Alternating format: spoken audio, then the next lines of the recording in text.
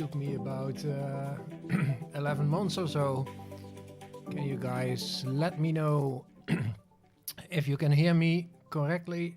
I hope so, because I had some troubles with my microphone this evening at our side. Okay, let's see if I have everything there. So please let me know if you can hear me, and then we can start with the Ask Me Anything. And I have some things to say, so I don't see anything in the chat yet, but let's see if you guys hear you. Yes, thank you. Okay, that's great. So then probably everything works. I'm really glad about that. So nice that you are here. It was, I think, about 10 months ago that I had my last Ask Me Anything. Actually, it wasn't Ask Us Anything, because it was together with De Vaz, who is a guy. He's actually, his name is Martijn. You can go back into the live videos and watch that video that I made together with him. But after that, I didn't have time for live streams anymore. So, more volume. You can crank your own volume. I cannot. Well, I can do that, but it will probably. Let's see. But after that, I didn't have time for. So the volume is now higher. So hopefully. I hope it's better for you now. I had some troubles with my other microphone, which I normally use, which is this one. Whoa, whoa, whoa! Can you see it? So the volume is now higher. So hopefully this one, but it's not working for some reason. I don't know why. But I have to see what's going on. Yeah, now there's some echo. Yeah, probably because I put it on too loud. So I will put it back to a lower volume, and then you have to crank up your own volume in on your system to hear me. I don't know why, but I have to see what's going on. So that should, and it's gone. Is it better like this? I will put it back to. Let me know. A lower volume, and then you have to crank. Yeah, it took me some time to set everything up. No sound now. What are you saying? No sound now. That should, and it's gone. That can be true. Is it better like this? I don't have any volume on, so there's no volume on my side. Maybe I can turn this off. Wait a minute. So this might change things. Let me know if that works for you. Okay. Some people are saying I hear you fine. Other people say I hear an echo. No, I'm not listening live on my computer. There's no speaker on my side. So there is no issue on my side, I think, because all my speakers are off. The echo is gone now. Oh, that's great. So, okay. Then I know what's going on. But then all my fancy sounds are not working. So that is a little bit wow. But okay, if that's okay, then we'll leave it like this. There is some. I had some issues setting it up today because it was really a long time ago when I used this. Okay, there is some delay between what I'm saying and what you're getting between my PC and YouTube. So what I see in the chat is delayed a little bit. So okay, well, great that the echo is gone and that you can hear me. So I hope we got all these technical stuff things sorted now. So yeah, well, first things first. It's been a long while since I've done a live stream, and what I normally do during the live streams is trying to answer questions that you guys have on your Home Assistant install or on your smart home problems or issues that you have. Well, it is a little bit trial and error, of course, because normally when I create a video, I do some investigation first before I write the script, and now I cannot do that, so now you see things live.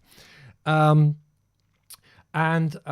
I normally try to do is to release a video every week. And that, well, works most of the time for me, but not everybody is aware of the fact that I am doing this kind of full time. I mean, the channel is my job. So that's the only thing that I earn my income from. And this is not going to be like a talk about I want to have money or something. Not at all. So it's not an advertisement talk. But there's another thing that I'm doing next to this, and that's actually that I started to study again, almost 4 years ago, to become a music therapist to help people with mental issues. And actually, I'm going to graduate in January, if everything goes well. So I'm currently writing my thesis, and that takes quite some more time than I expected. So I thought maybe I should do some live streams now during that time until the end of January and focus less on creating videos, because creating a video costs me for each video around 24 hours or more. And doing a live stream is, well, not that much. It's less. It costs less time. So I really want to graduate. So that is why I started the live streams again. So I hope that's okay for you. Let's see. On what hardware do you run HA?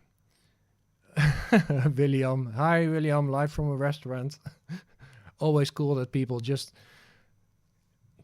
watch while they are in a restaurant or while they are with their wife even. So that's why I do the live stream now. Yeah, let's see if we already have questions. What hardware am I running HA? Well, I'm actually using the Home Assistant Blue still that I bought 2 years ago or something, and it was really a very nice device. Actually, it's just an Odroid N2 Plus with a nice Home Assistant case, not a cage, case around it, and it works pretty well. I don't think it's being sold anymore, but I still use that, and I also I have my test environment, and the test environment is a virtual box environment on my Windows machine, because I only fire it up when I'm testing it, so it's not live all the time. By the way, you might have, let's see this. You might know this device, the Home Assistant Green, that is actually still in the box at my site. We can open it in a couple of minutes and then look into it, because I haven't opened it yet. But this is the latest device from Home Assistant that you can buy to run Home Assistant on. Yeah, and I think it's not that expensive, and it's a really nice case as well. So yeah, we can open it up later. So will the Zone of will the Zone of Dongle E support matter? I believe it will, but I didn't test it yet. Actually, I am running the Zone of Dongle E on. This is something to mention as well.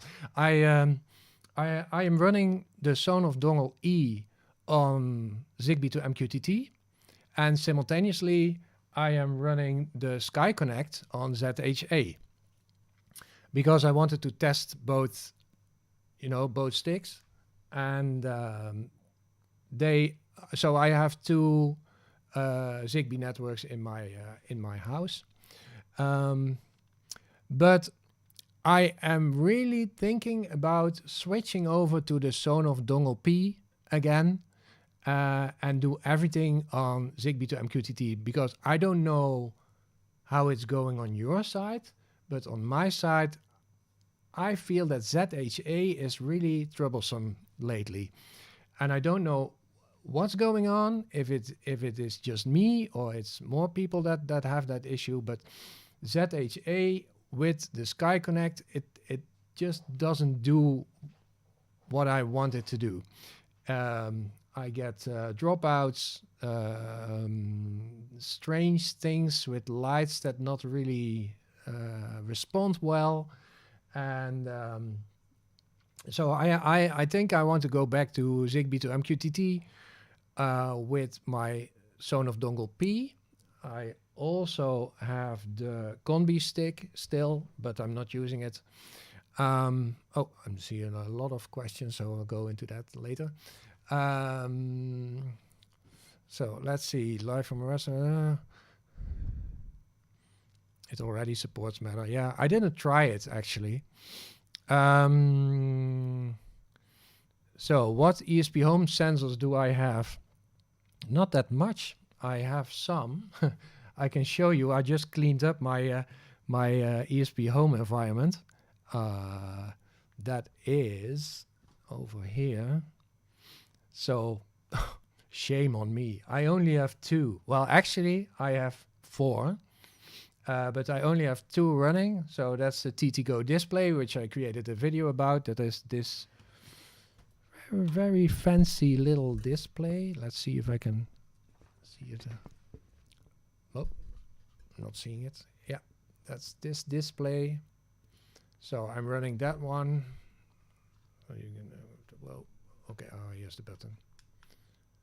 So I can show all kinds of information on this thing, which I really like. If you want to know how it works, check out one of my videos where I explain how it works. I'll put the link in the chat one moment.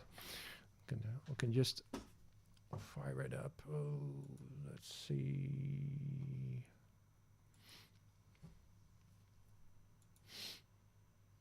Oh, wait a minute. Let's do it like this. Okay, where is it? I also want to do some things today, setting some things up on my tablet dashboard. Let me see if I can find it.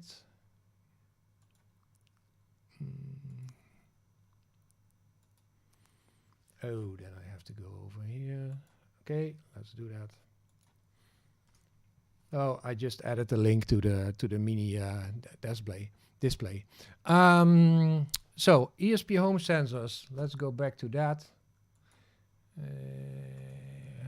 Where are we? So yeah, I don't have that much ESP home sensors. I only have the TTGo display, and I have an office light sensor, which is the light sensor that I have here in front of my windows, because I have motorized blinds, and they go up and down based on how much sun comes in. I have various settings for that. I can show you the automation if you want. Let me see. Covers. So I have some. Can you see this? Yeah. Okay. So I have some. I'm checking on light sensor below 300. If it's below 300 for 5 minutes, or it's above 300 for 5 minutes, it's above 3,000 and below 50,000 for 5 minutes. And then based on that, I have some actions that I gave this a name. This one is called 60%, and this one is called 50%. So when I'm checking if it's triggered by 60% and the sun is above horizon, then I'm going to set my cover position to 60%. So then my covers go to 60%. So that is what I use this office light sensor for. And then I have a water meter because in the Netherlands, water is not for free. I understood that for some countries, water is for free, but in the Netherlands it isn't. So I see how much water I am using, and I have the Everything Presence 1 from Luxe. And I also have the Everything Presence Lite from Luxe, but I'm not sure why it's not shown here.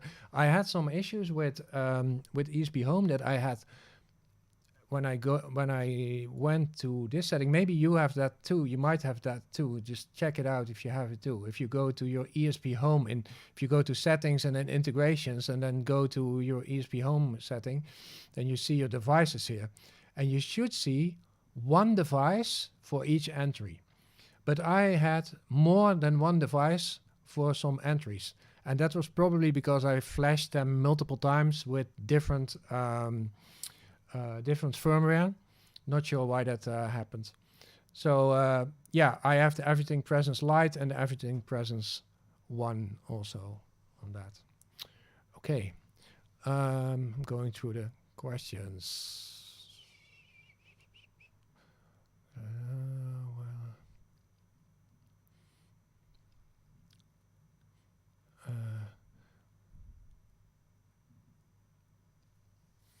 Oh, this is an interesting question. Let's see if I can pin it.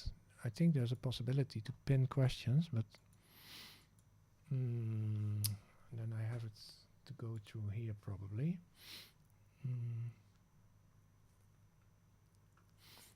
Let's see.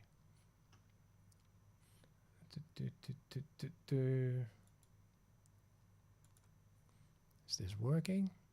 Yay, that's working. Okay, that's nice. So what happens is... Oh, is this a question or is this something that you wanted to know? What happens is if the motion sensor at the top of the stairwell is triggered, when I go downstairs, the both lights come on, which is what I want while I'm downstairs. Okay, so probably what you want is you have exactly the same situations as I have actually. I have a motion sensor downstairs and I have a motion sensor upstairs. I have lights in the hallway downstairs and I have lights in the hallway upstairs.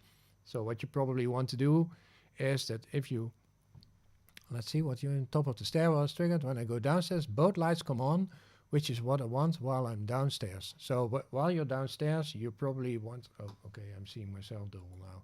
So, you basically want your lights to follow you, right? Okay, I'm looking. Hey, Frank, hello. Great that you're here, man. Long time no speak. I think 2 weeks. I'll talk to you next week. So basically you have like 2 motion sensors.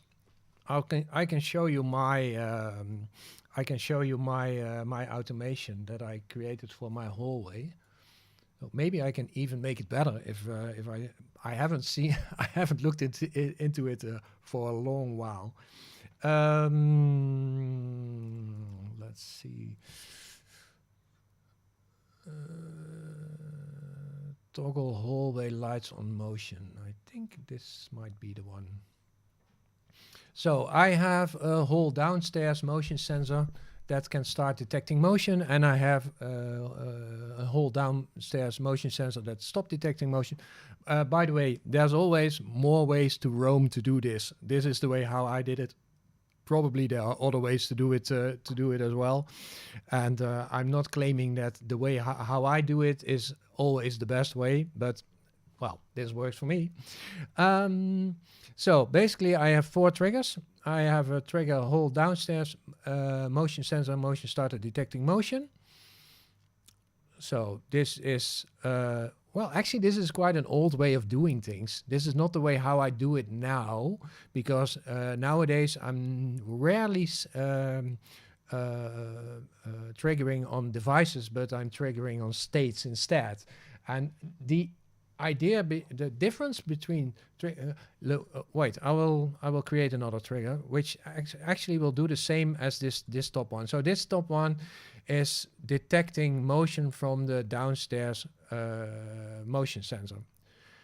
But so I did it based on a device, but what you also can do is you can do it based on a trigger, and there's this big advantage for that.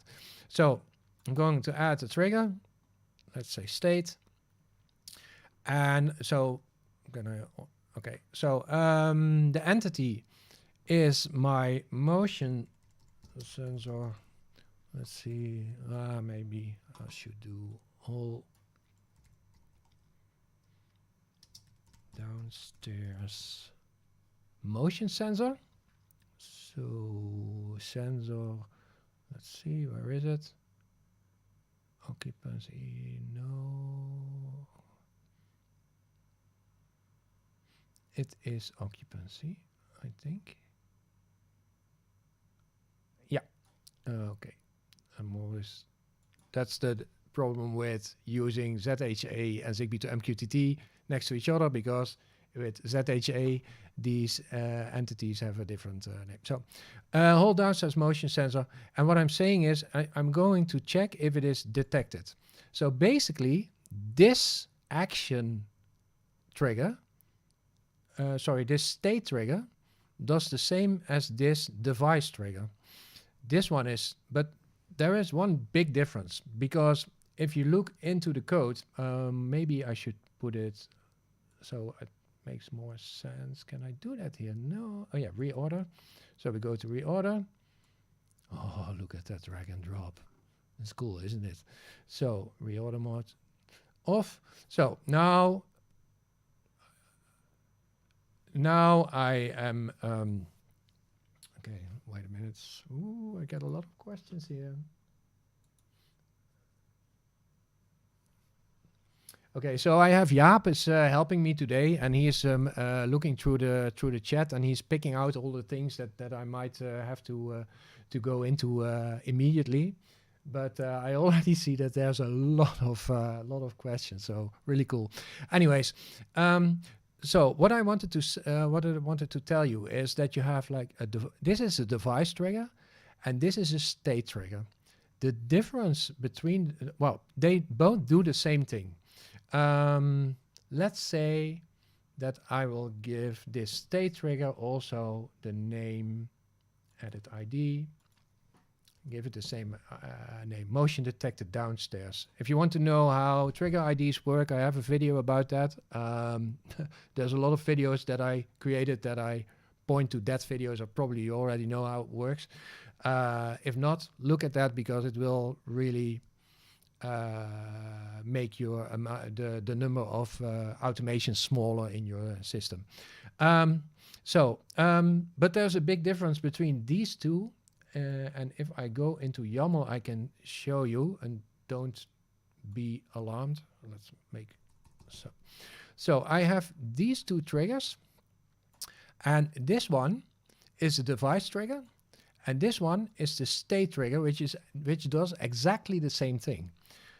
The big difference between this is that if you use a device trigger, it points to a device ID, which is unique for that specific device. If you use a state trigger, it points to an entity ID, which you can create yourself, or you can rename the entity ID of another motion sensor to this one. So the big advantage here is that, let's say your motion sensor is defect, it's breaking down, and you have to get a new one. And if you created your automations with the device, oh wait a minute, I'll just, one moment, I forgot a thing. I think this also works, right? Yeah, this also works. Okay, then I'll do it like this. This is nice. Okay, so is this readable actually? Nah, it's not. Okay, let's do it the way how I normally do it. Give me a second. You know, if I don't write scripts for my videos, then every video would be like this. Like, oh wait, oh I have to find. Oh, okay, yeah. So this works better.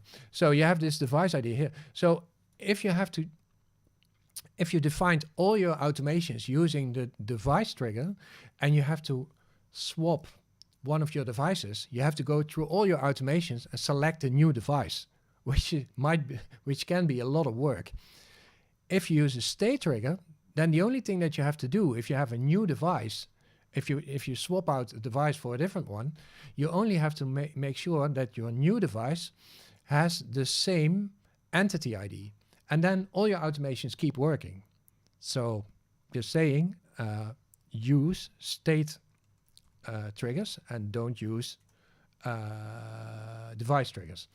That's not always true, by the way, because sometimes I have one, I don't know which one it is actually by heart, but I have one that I couldn't get to work quite well with a state trigger, and with the device trigger it worked. I'm not sure which one it was, but most of the time I use state triggers.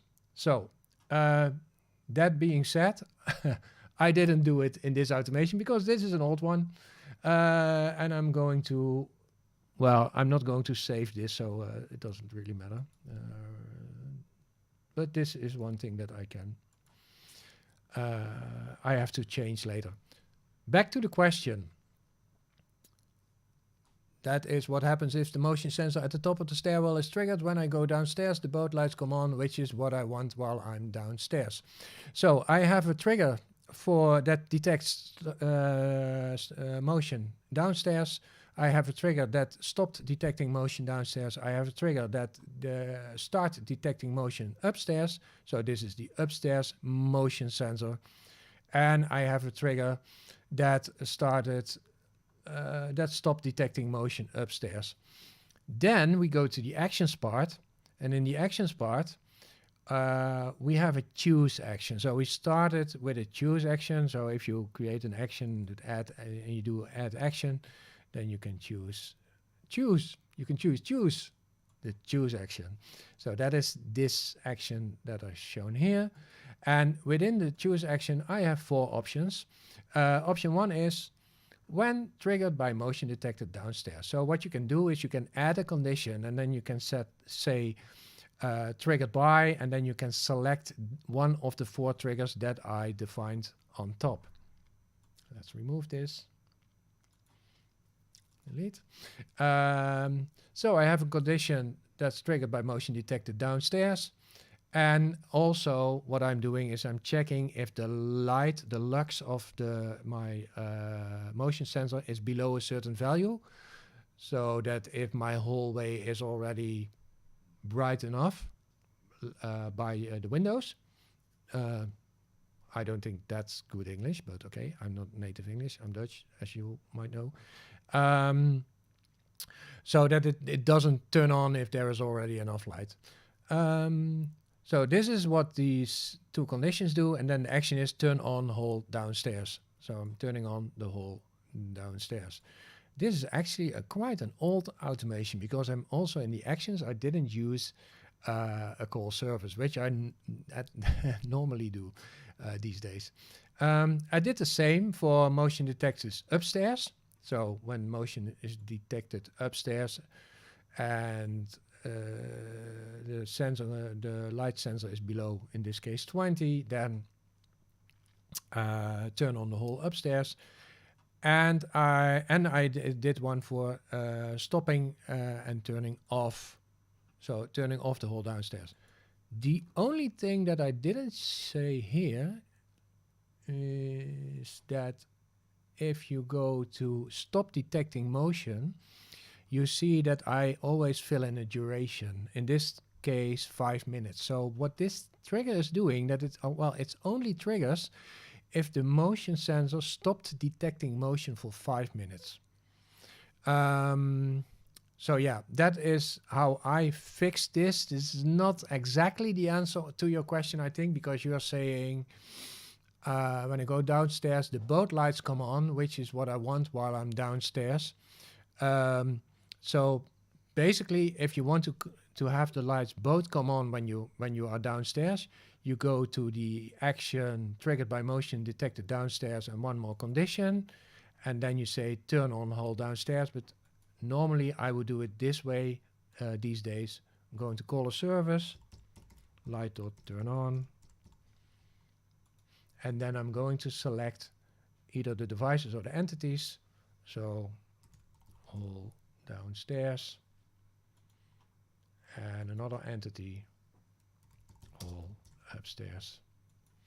And now they both turn on if the motion sensor downstairs is triggered.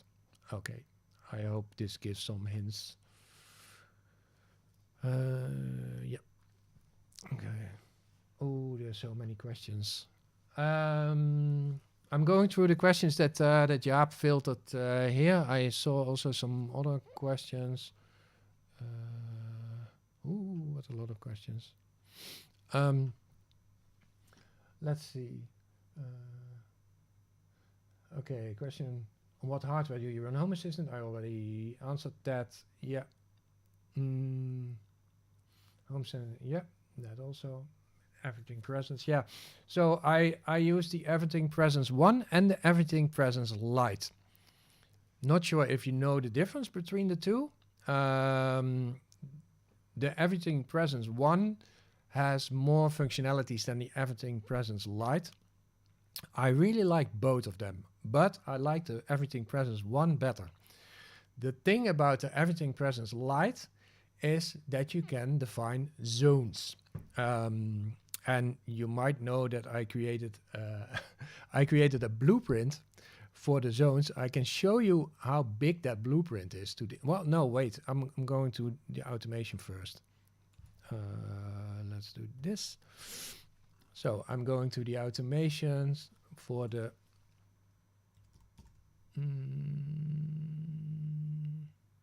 yeah. So I disabled this because I'm not using. I will tell you why I disabled it now. So this is the This is the blueprint that I created to detect zones in a room. And actually, if you go to, let's see, I created.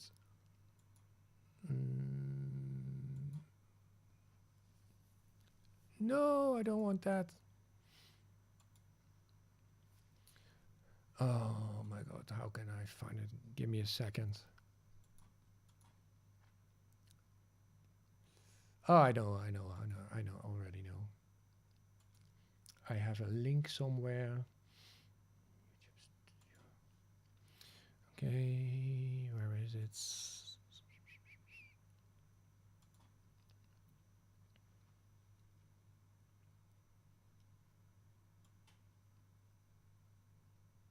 Here we go.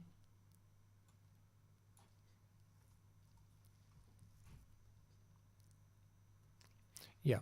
So I'll put this in the chat again, if the chat is doing what I want.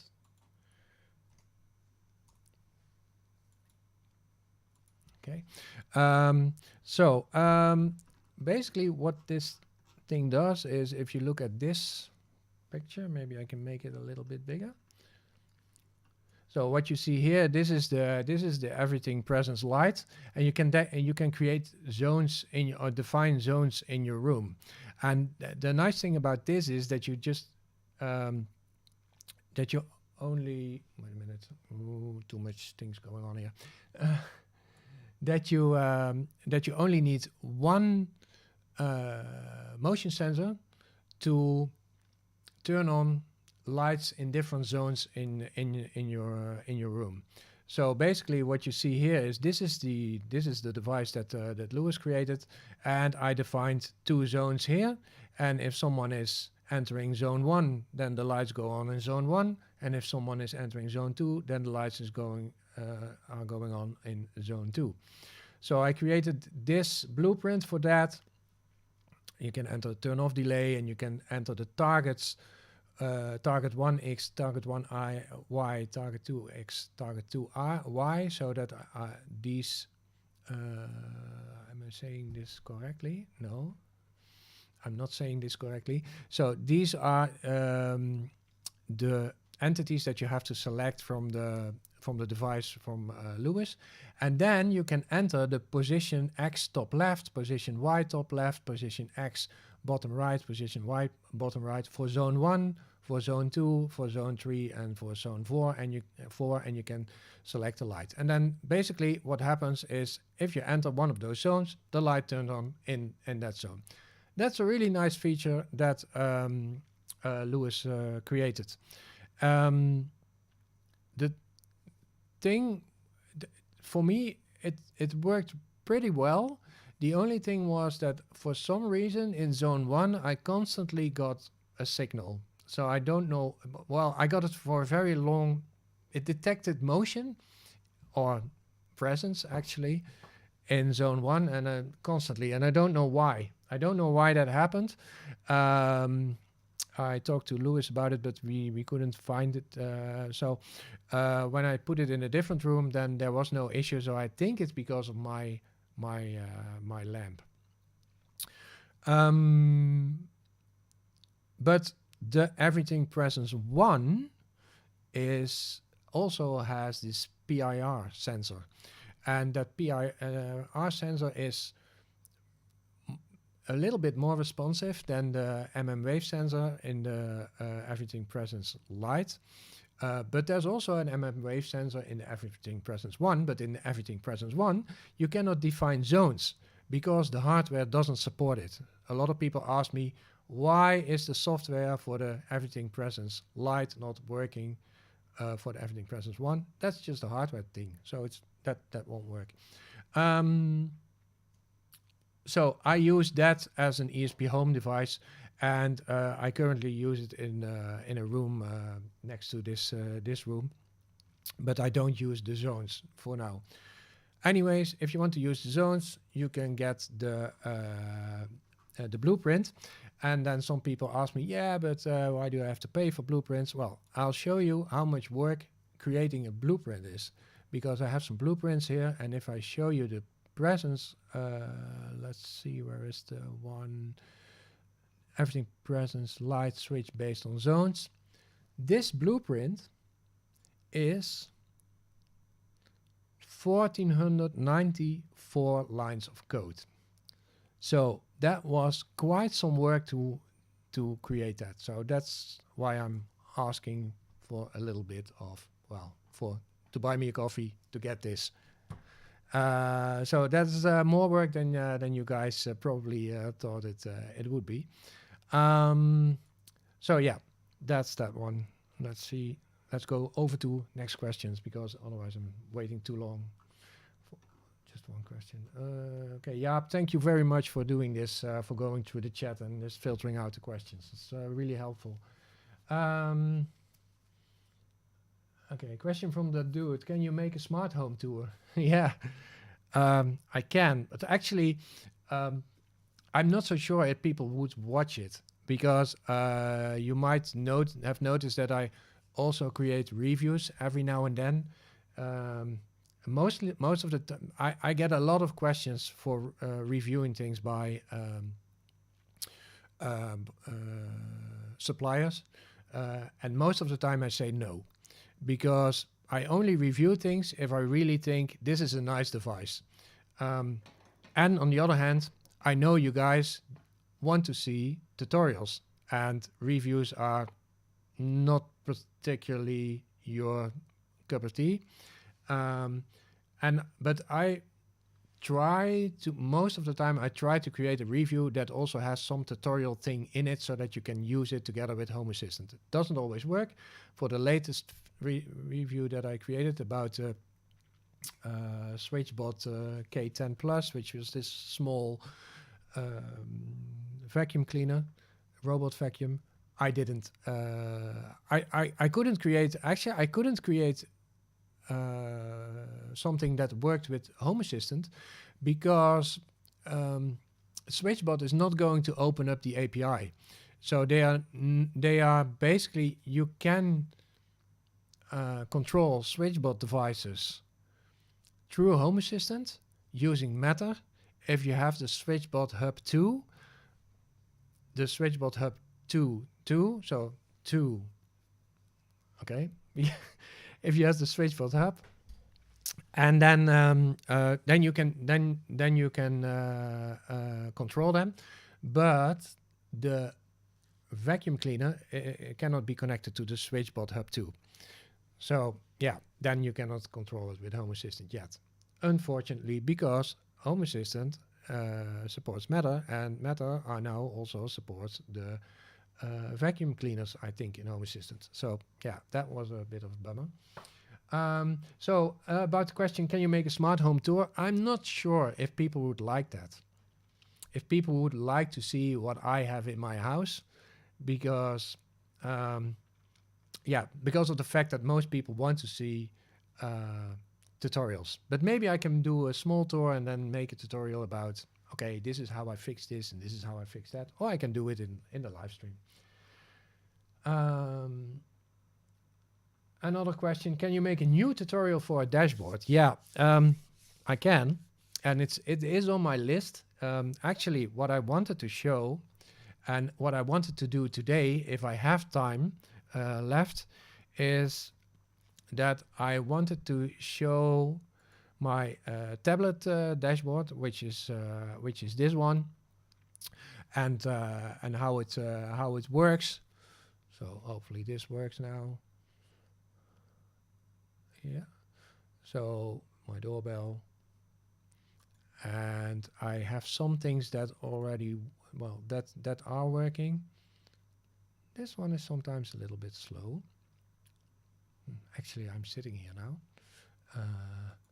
And what I actually wanted to do is to show how I created this, but time is an issue on my side because a lot of things are not working yet. So if I click on living room, nothing happens. Well, I can double click on the lights and then I can turn on and off the lights, but I cannot go into the living room yet. And that's something that I wanted to do maybe during this live stream or another live stream, just add one of those rooms.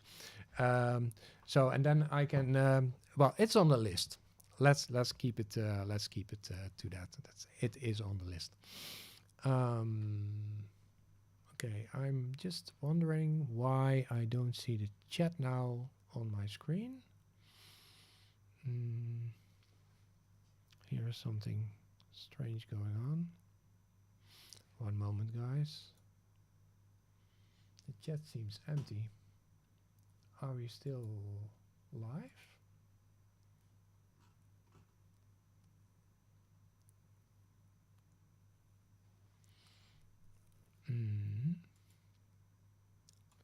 Why don't I see the chat?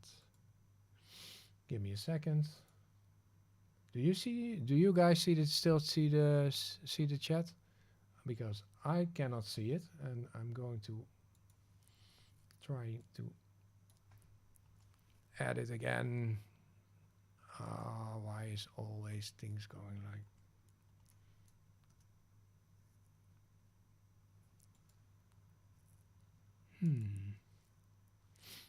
Yeah, this is a bit weird that the chat is not functioning. Okay, so well, but you have have the chat on your screen on the side, so that should be fine. Not sure why it's. I have some issues here. Okay, I'm going to the questions of that Jaap already set ready for me. Thumbs up for the. I saw something with thumbs up for the dashboard. Yeah, okay, thanks.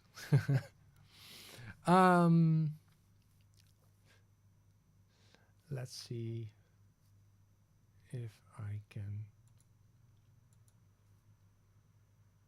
There's the chat again. Not sure why that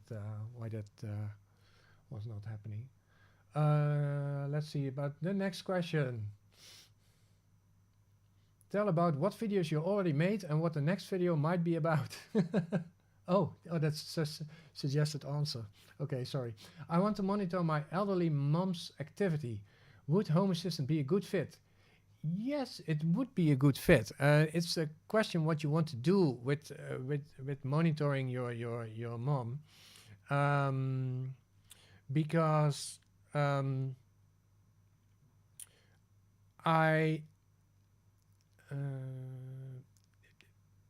there is something like fall detection that you can use, but the fall detection is there's a device that's the Aqara FP2. And that Aqara FP2 is able to detect if somebody is falling. So that is something that you can use. You can connect the Aqara FP2 to Home Assistant. I created a video about it, so just try to find the Aqara FP2 video. I must say I didn't cover the fall detection in that. I only covered the zone detection. But I think it's a pretty good idea. Actually, my parents are also quite old. They are 86 years old at the moment, and I might have to install Home Assistant at their side too. It would be nice to have at least like a camera, or at least see if there's activity in the house for, let's say, motion sensors that are doing things, to make like a panic button or something that my parents can press, and that I get a message on my phone that that there is an issue. All that kind of things are well, something that you really can use Home Assistant for. So yeah, I think it's a good fit. Is it possible to create two separate HA instances on two different devices? Yeah, you can do that. Actually, I have that. I have thanks Jaap for the suggested answer. I have a production environment, and I have a test environment, and I use that test environment, yeah, for testing, of course. But you have to be careful with using, for instance, let's say you want to use Zigbee, and you want to use Zigbee on both devices. If you run ZHA on both devices, you might have a problem, because you can only link let's say a light bulb to only one coordinator at the same time. So that won't work for both instances unless you use Zigbee to MQTT. And what you can do is that true what I'm saying? Yeah, what you... now I have to be careful what I'm saying. But what you can do is you can install Zigbee to MQTT on a separate instance, and then connect your light bulbs to that Zigbee to MQTT instance, which maybe runs standalone, maybe not even through through Home Assistant, but you have a Zigbee to MQTT standalone on a Raspberry Pi, for instance, and then connect that Zigbee to MQTT to one of your Home Assistant instances. But yeah, then still connected to only one instance. So that's not really... the question was from Michal. I hope I pronounce your name right. But I'm just wondering, why would you want two different devices for Home Assistant?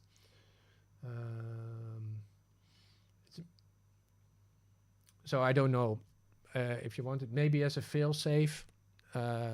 You can do that, but then you will have an issue with your lights, because you cannot connect all the lights to two instances at the same time, as far as I know. I didn't try it, but I think theoretically that cannot be done. Other question. I need an alert when the power grid goes down. I have a non-smart UPS. What components do I need, and how do I set this up in Home Assistant? Yeah, if you have a power outage... Okay. Oh, okay. You have a non-smart UPS. So basically, when the UPS fires up, then you want to do something. I would suggest I hope this works, but if you have like a Shelly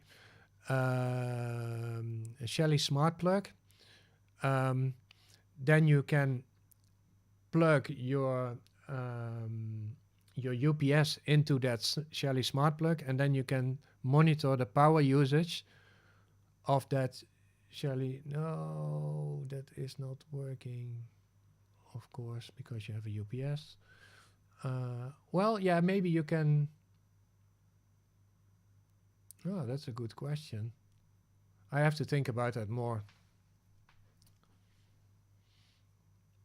Because you want to detect a power outage.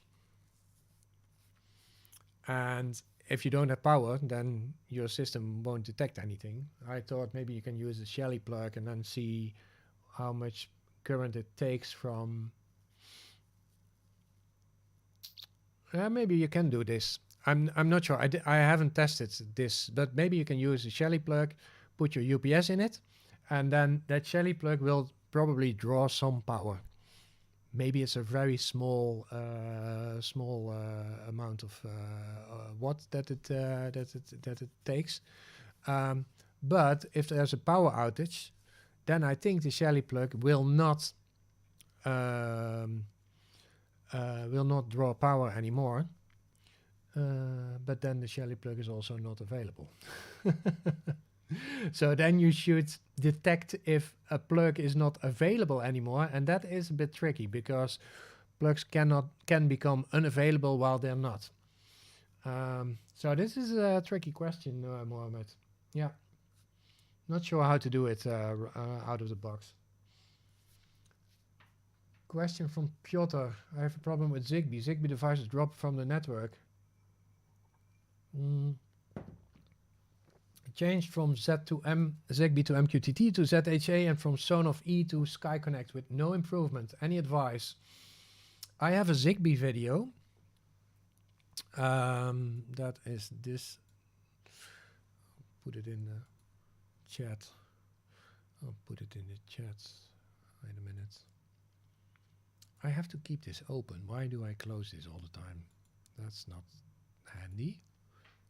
Search for your channel, Zigbee.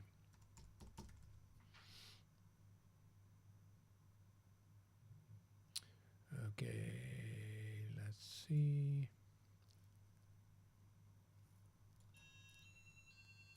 Oh, I have a new subscriber count. I already saw a question about that thing that's behind me. So, so I created a blueprint that detects if there are new subscribers, and then I get this message, which is quite cool, I think. But let's go to the Zigbee restore chat. Okay. So this link that I just posted is about. I'll just. Why am I getting all these things here? I don't want this pin message. So this is this shows some things to how you can make Zigbee work, and hopefully that will help you a bit. So about oh yeah. Oh, you are in love with blueprints, aren't you? Yes, I am in love, Frank, with blueprints. I really like blueprints because of the fact that they make my life so much easier. I created quite some blueprints lately. One of those is also nice to show, maybe. Where is it?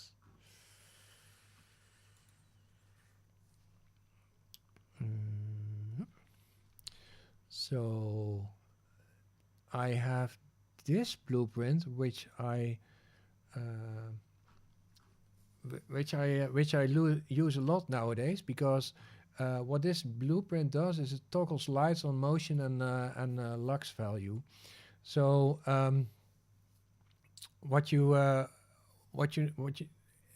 if you have a certain, let's say if you have a certain automation, that you have to create over and over and over again, then a blueprint makes sense to use. Let me show you. So if I go to automations and scenes and I'm going to create an automation, then I have this blueprint. Where is it? Toggle lights and motion and Luxe value. And this one is really easy because it always works. And if something doesn't work in my blueprint, then I only have to change the blueprint, and then it works for all the automations that were created by that blueprint, which is really handy. So I don't have to go through all the automations anymore. I only have to change the blueprint. So I select the light, for instance, office lights. I select the motion sensor, for instance, my office motion sensor, this one. I select my Luxe sensor. That one is also into my office motion sensor. And I say now, well, if the Luxe value is below 50, then turn on the lights, and otherwise don't turn on the lights at motion. I have a wait time, that is how long it will take until the lights go off after motion is not detected. So I can add it, I can enter a couple of seconds. And I also, this is something that I added last week or something. I can select the zone that I want this to work for, because I do check if someone is at home. So if nobody is home, then this automation doesn't work either. So it only works if somebody is at home. And this is really nice, because if I want to do something new with lights and motion in my house, I just fire up this. I create a new automation based on this blueprint, and bam, it works. And if I want to change something for all the automations, I only change that blueprint. So blueprints are really nice to have, and I'm not going to save this. I can show you later on, maybe in a later video, how it works, but of course I have a video about blueprints. Let's first search it.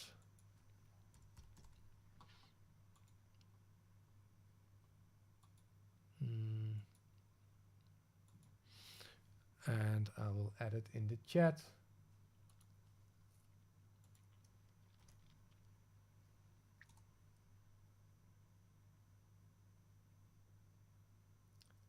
Yeah, why is that not?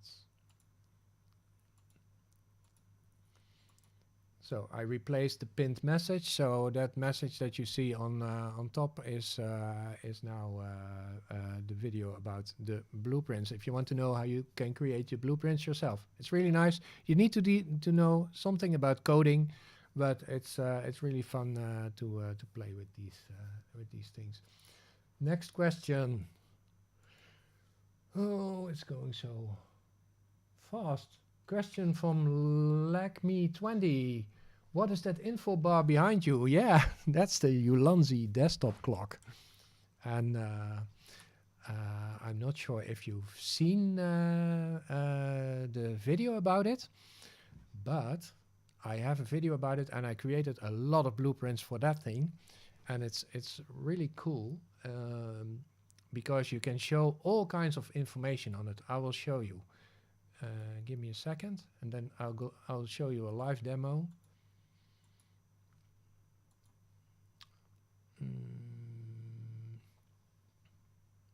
Okay, here we go.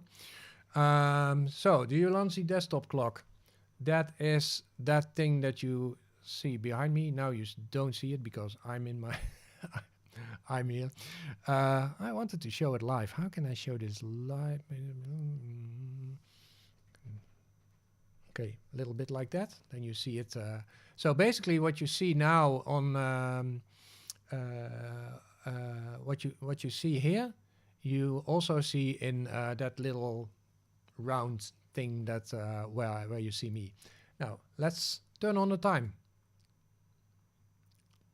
Ah, there is the time.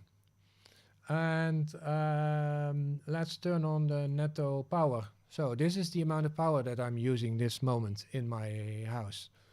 Let's turn on the energy costs that I've had today.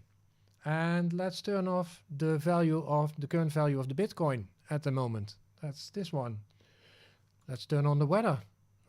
This is the weather. There are different ways to show the weather. I've chosen to show it like this, but in the blueprint you can either show the whole text and stuff. And you see it if you look in the circle over there. You see that it's also working here. So as soon as I change this, for instance, the rain forecast, you see that it also is working here. So this is the rain forecast. Now playing is not showing anything because there's nothing playing, but normally shows what is playing on my Spotify. Then show the news. That's the news, the Dutch news that I have here. And show my calendar. So what is on my calendar and what am I doing? So that is that thing that you see there, and it all works with Home Assistant. So I'm going to remove all these things now so that you only see the YouTube message. Let's change this back to here. Hopefully that's a little bit okay.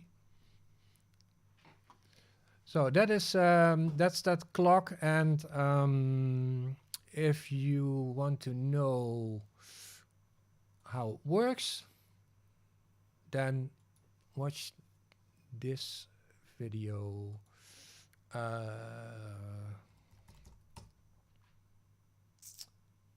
Give me a second.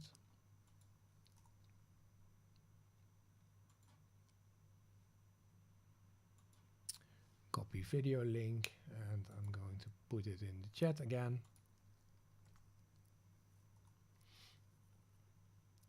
And then I want to replace the pinned message. So the new message on top is now the link to that clock that you see over there and how you can make it work in Home Assistant. It's really cool. I have two of them. The blueprints support both clocks, multiple clocks. So it's really nice. And actually, this video is already a couple of months old, but the blueprints have been updated a lot. If you go to this, I'll show you in a minute. Maybe I can do it like this. So this is the link to the manual, and well, actually I can just add it into the chat as well. Then you're complete with everything, I think. Okay. So there's where you can get the blueprints and the firmware and how to install, update, how to use it. And also there's a FAQ, frequently asked questions. If you don't see things or if you want to know how things work, all the release notes, all the changes that I created over time. So there's a lot of new things in there. And it's really, yeah, it's really a nice device. Okay. Let's go to the next question. Question from Isa Banks. Is there a way to make automations more reliable? I'd lately added motion and occupancy for lighting, but sometimes it works and sometimes it doesn't. Yeah. So if it doesn't work, maybe you're not aware about tracing. Thank you, Jaap, for giving me that tip. That really helps. And I also want to show some. I have some nice things over here that I want to show. It's give you a very look.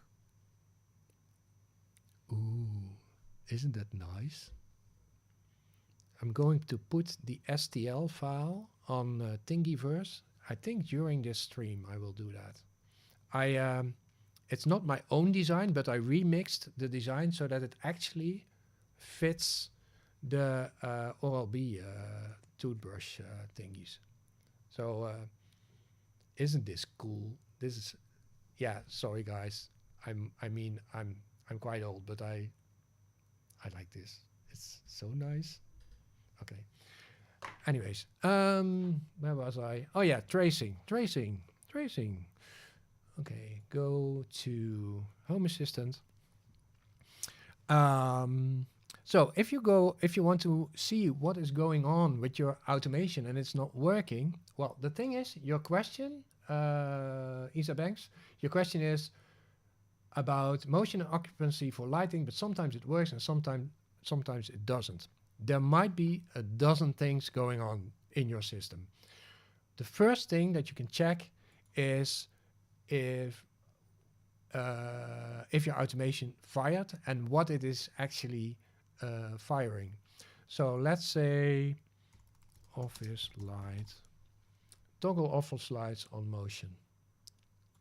This is one of my automations, and this is what you see here is a trace link. Oh, my logo is in the way. Go away, logo.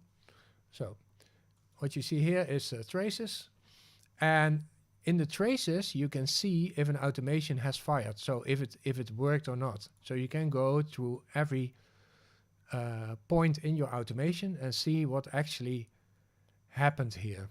So what I see here is that light turn on is triggered, and there's also a switch turn on that is triggered. This is also why I didn't use that blueprint yet for this one. Actually I can, because you can turn a switch into a light, but okay. If you don't know how that works, let me know in the chat and I'll show you. So this is one of the starting points where you should start. See if your automation failed somewhere. There's also changed variables. That's something that you don't see here because I don't use variables in this automation, and you can see quite some things. What was happening here? So that would be the starting point to begin with.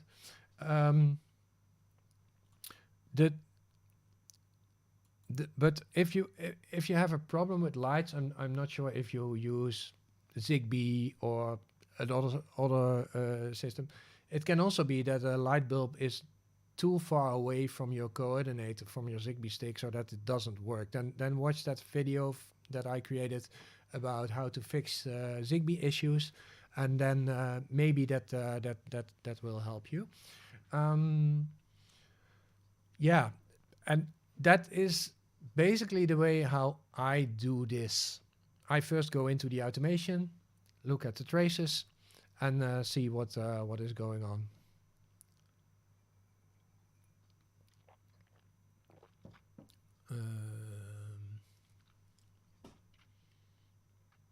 I also see another question now in the chat from Isa. I'm not sure if it has been added to by Jaap, but I can well, let's just do it.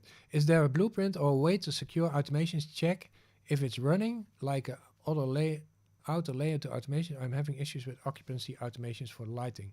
Doesn't work reliable EPL. Yeah, so you're talking about the everything presence light there, and as far as I see, it's not yeah, you're welcome, Isa. As far as I see, you're doing occupancy automations for lighting, and that is basically only on the occupancy and not on the zones, as far as I can see that. So I will show you my automation. Okay, so we go to automations and then go to EPL. No, office back. Oh yeah, of course. I use my blueprint and that works. So if we go to, maybe that's interesting for other people to see as well.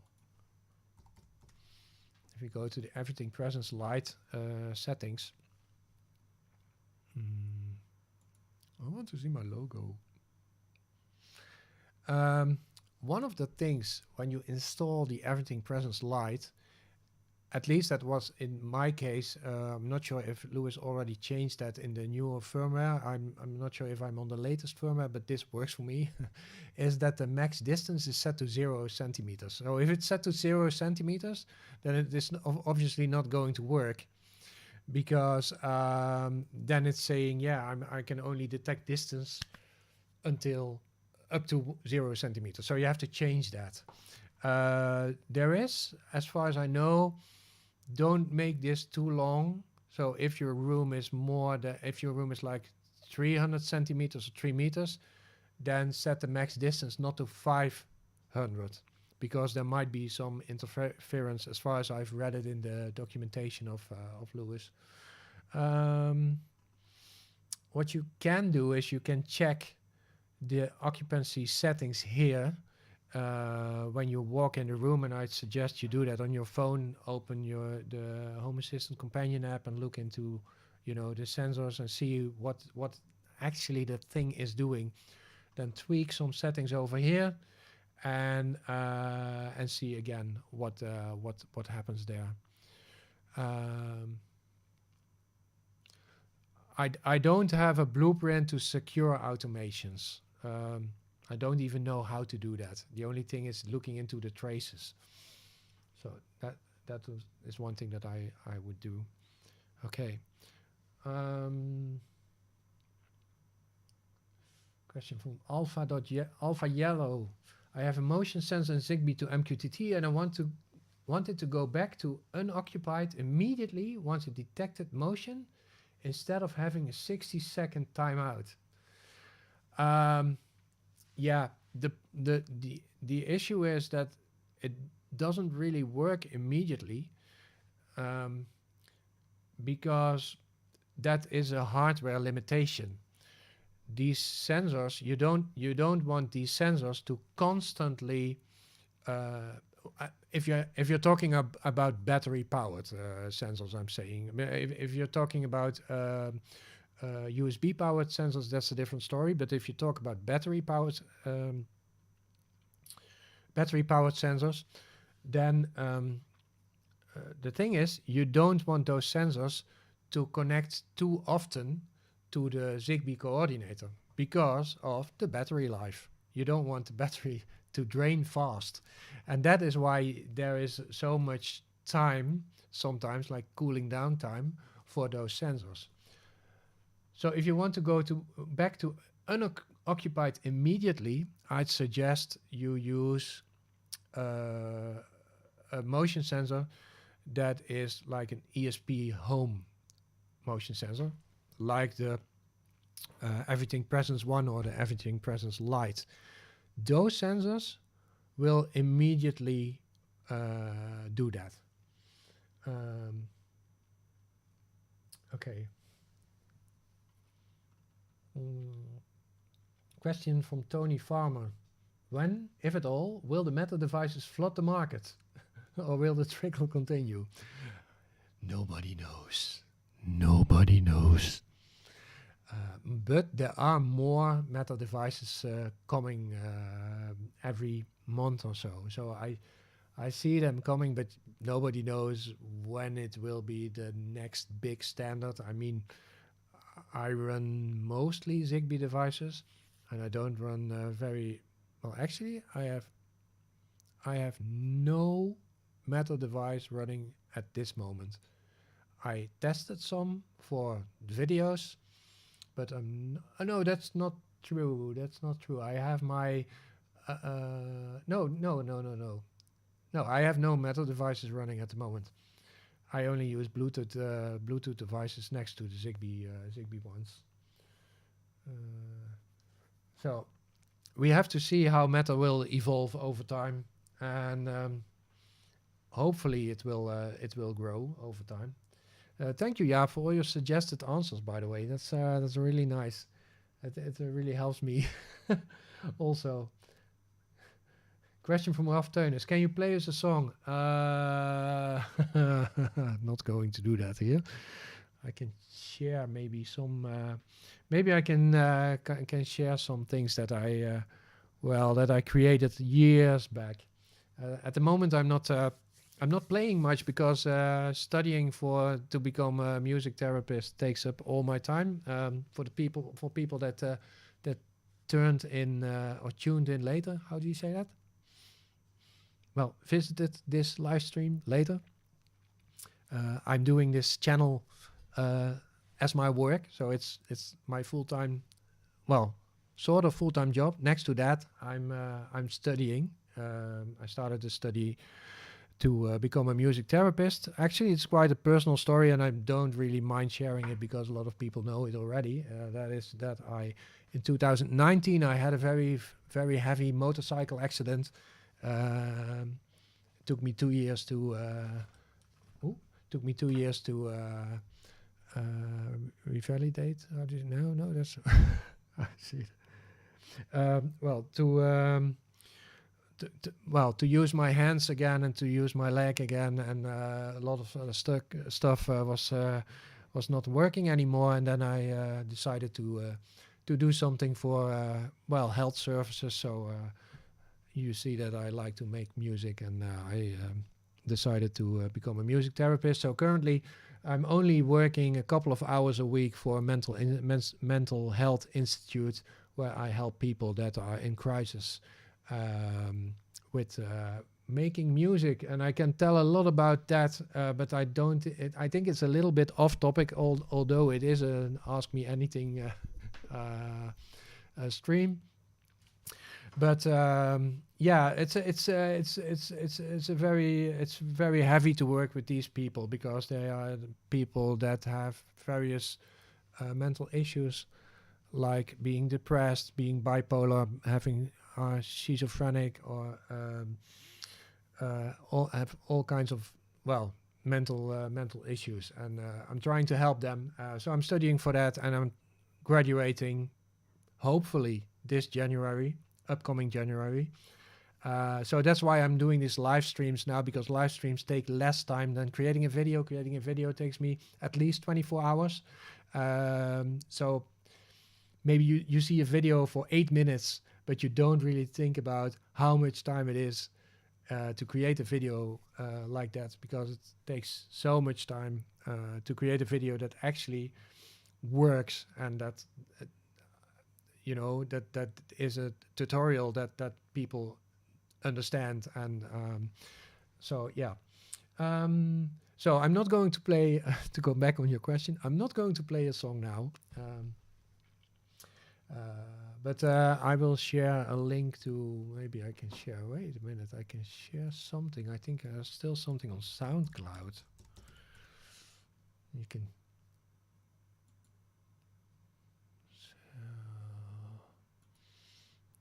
Okay, give me a moment.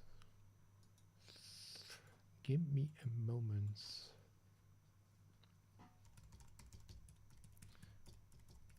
Okay.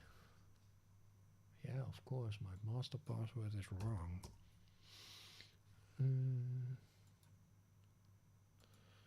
Let's see if I can find that.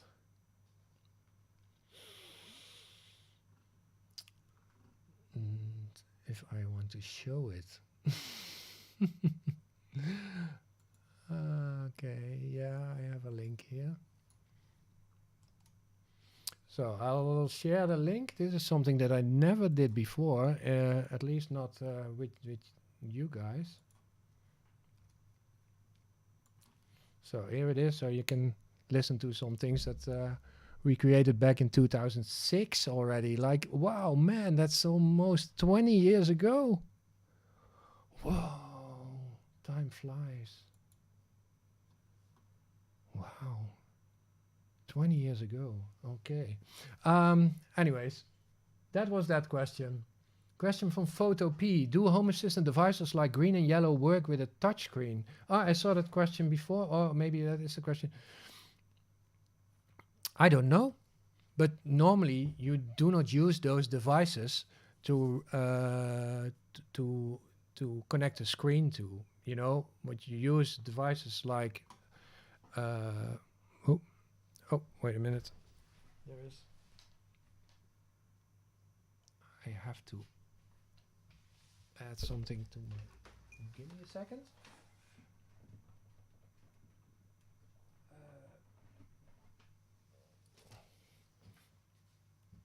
Hopefully this will work.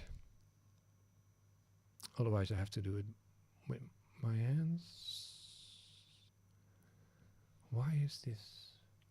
I have something that it's not doing what I want it to do. Okay, anyways. So yeah, this is the Home Assistant green, as you know.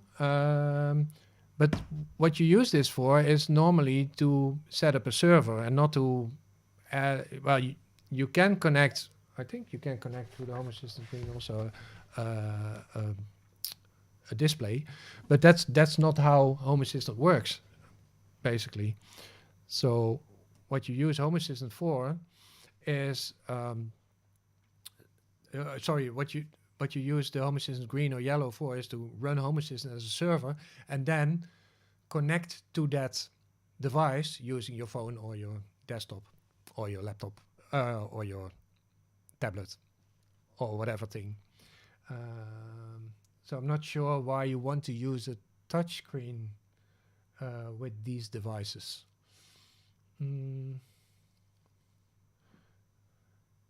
But if you have a tablet, I use the Fire Tablet HD10.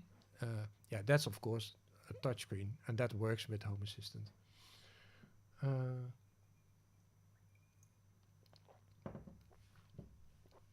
Question from Fred.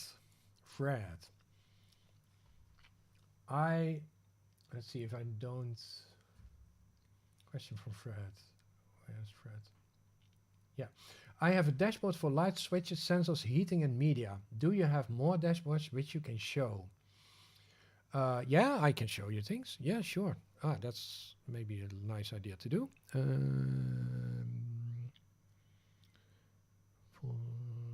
Okay.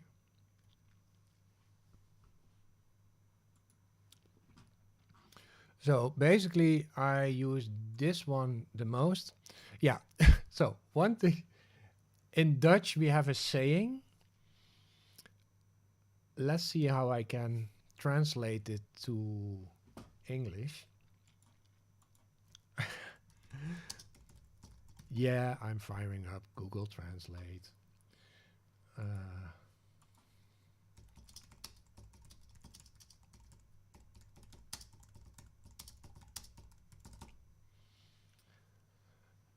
So in Dutch we have a saying, and in English you say, all the taps in the plumber's house are leaking. So basically, I am the plumber here. I'm telling you guys how to use Home Assistant. But in my house, not everything is working. And that is just because because of all these videos that I sometimes have to test. I sometimes have to test on my live environment, on production environment. Then some things in my house don't work because of that anymore. And then I'm not too lazy, but I don't have time to change these things. So what I wanted to say is, this is what you're seeing here is my dashboard that I use most, and I have quite some things in here because basically this one is based on the dashboard that is been. I think I can do it like this. The dashboard that.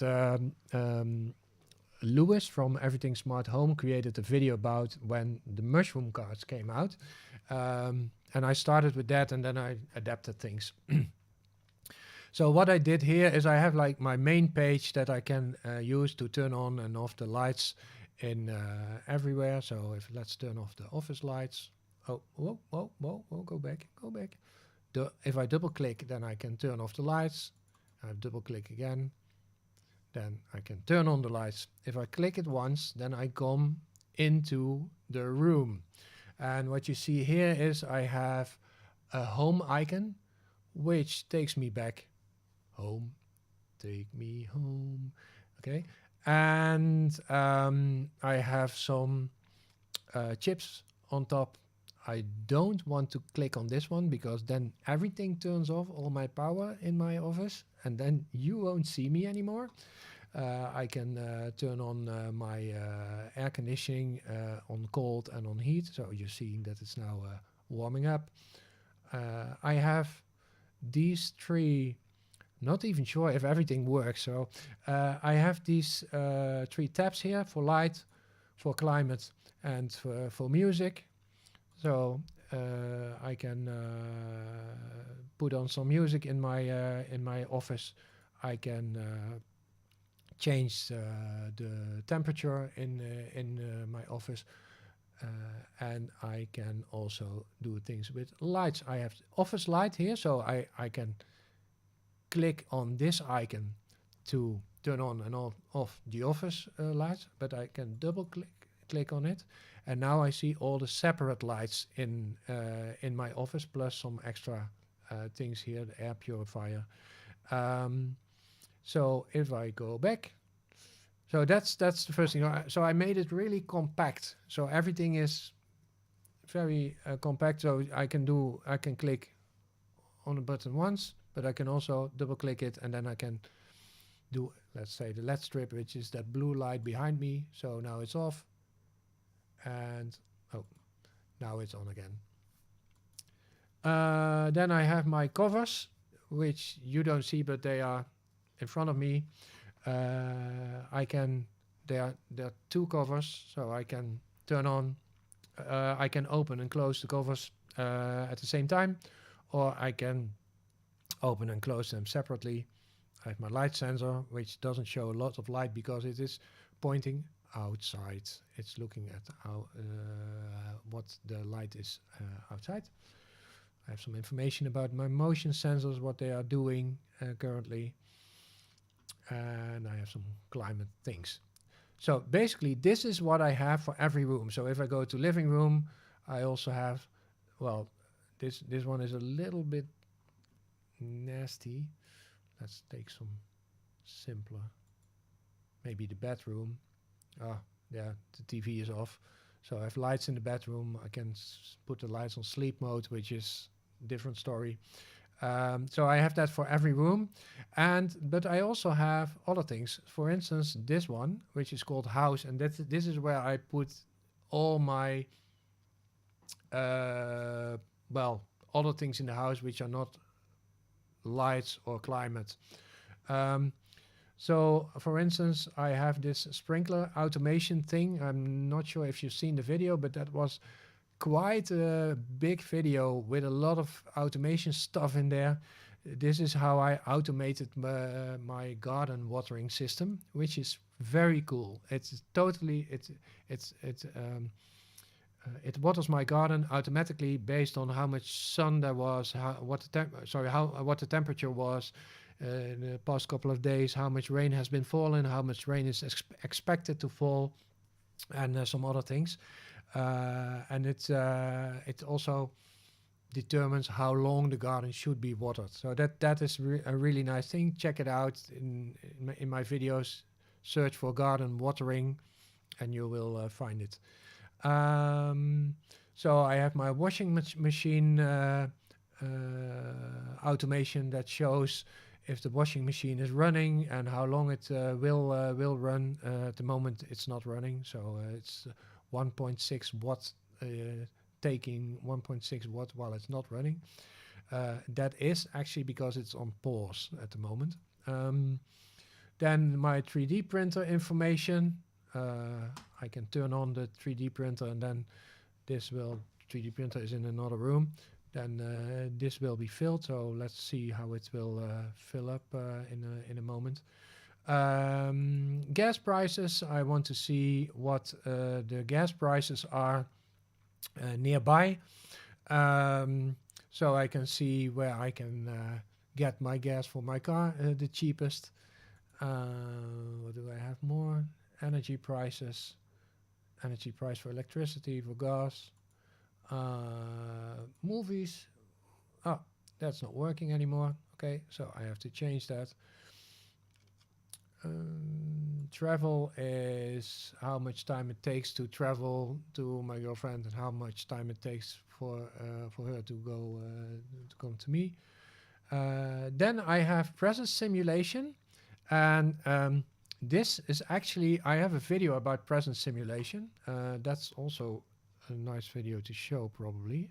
Let's see if I can add the link.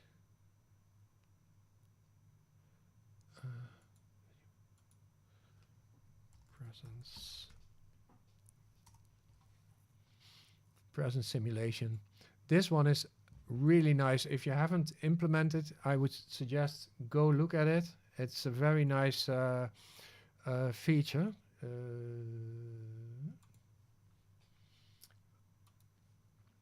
Okay. Okay. So I replaced the pinned message on top of the chat, and that goes to the presence simulation video. Let's go back to where I was. Yeah, so the presence simulation is basically detecting if you're not at home or you're not at home. If you're not at home, then it simulates the behavior of your lights in your house based on a couple of days before, and you can just fill in how much days it would be. In my case, it's I think a week, and then your lights behave just like if you were home, and it's a complete automation that is totally intelligent actually, because it repeats your behavior as it was in real life. And what I am doing is, you see it's turned off. I'm not going to turn it on now because then it will start simulating the presence. It turns on automatically as soon as I leave the house. So if I leave the house, then it turns on the presence simulation, and then my house just comes to life. Okay, other things is like what you see here is when, this is Dutch of course, it's about garbage collection. Here is, oh yeah, here you can see the latest videos that I found somewhere on the internet. And this one is actually very handy to have, and something that you, if you don't use it, I mean, there are people in this live stream that are more advanced, but there are also beginners in this live stream. And one of the things that is really handy to use is to use toggle helpers to turn on and to turn off certain automations. For instance, I have an automation, let's say airco bedroom. If I turn this on, sorry, this is not an automation, this is a toggle helper, but I'll show you how I implement it. So if I turn this on, my air conditioning in the bedroom automatically starts to turn on if the temperature is above a certain amount of degrees, and it turns off if it is below a certain amount of degrees. And then that works all night, because I don't want to have it on all night, in my case. Maybe you have a smarter air conditioning, I don't. So I created, to make this work, I'm just turning it off now, but the same counts for my sprinkler, because I don't want to water my garden now in the autumn and in the winter. Sorry. Autumn and the winter. But how I do this is as follows. I'm going to settings and then devices and services and helpers. Let's say airco. And I created an input boolean air conditioning automation active. This is a toggle helper. So if you go to create helper and you select toggle, then you can create such a toggle. It's just like a switch, turning it on, turning it off. It's a virtual switch. So you can turn it on and you can turn it off, and actually so this is that helper, and that helper, that's the one that I show. Oh no, I have to go back to house. Here. So that is this thing that I show here, airco bedroom. Now, if we go to the automation,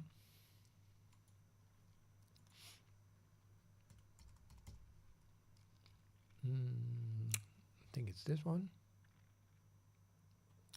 No, it's, oh, I think I made this one even more advanced.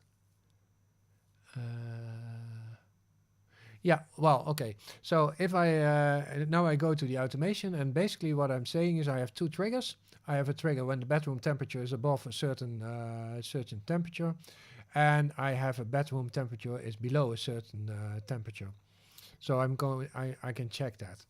And then let's just not look at the conditions yet. So basically, I just showed earlier in this stream. I showed you guys how to work with choose with the choose. So I'm not going to do that again. So basically, I have two options: when triggered by toasted on, or by triggered by toasted off.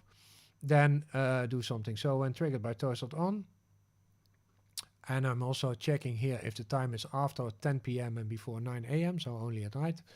Then turn on the air conditioning, and I do something else. I'm setting the target temperature also. So I'm doing some advanced stuff here, but that doesn't really matter. The thing is in this condition. So I added a condition that confirms if that toggle helper is on or off. So if it is on, then it will run the actions. Now it is, at the moment, I don't want the airco to run, so I can just turn it off. Let's do it like this, maybe. No, not test, phone. Where am I? So it's turned off, so the automation won't do anything. So basically, if you want to quickly turn off one or more automations, it makes sense to create such a toggle helper, then add that toggle helper to your dashboard, and then you can, with one click of the button, or maybe with another automation, with whatever conditions you have or triggers you have, turn on and off that Boolean. There is an older video that I created about that, and that explains a little bit more how you can work with these things. Buttons. Let's see if the title is still right. Yeah, I add it in the chat. I will add it in the chat, and I will also replace the pinned message so that you can see that. It is this video. Is there a way how I can show that without you guys? Okay, but that video is called Combine Buttons and Automations. Let's see if I don't want to fire up my, yeah, no, that's not working. Okay, never mind, but it's called Combine Buttons and Automations, and that video actually shows how you can create automations that respond on each other, which is a good thing to do. I'm not going to explain the whole thing. Watch that video and everything will will be clear. But that is mostly the way how I work. So I make my automations as small as possible, and then if one automation triggers and I want some other function to trigger as well, then I use these toggle helpers to turn on and to turn off other automations. Anyways, long story. Watch the video and everything will be more clear. Okay, I go to the questions again.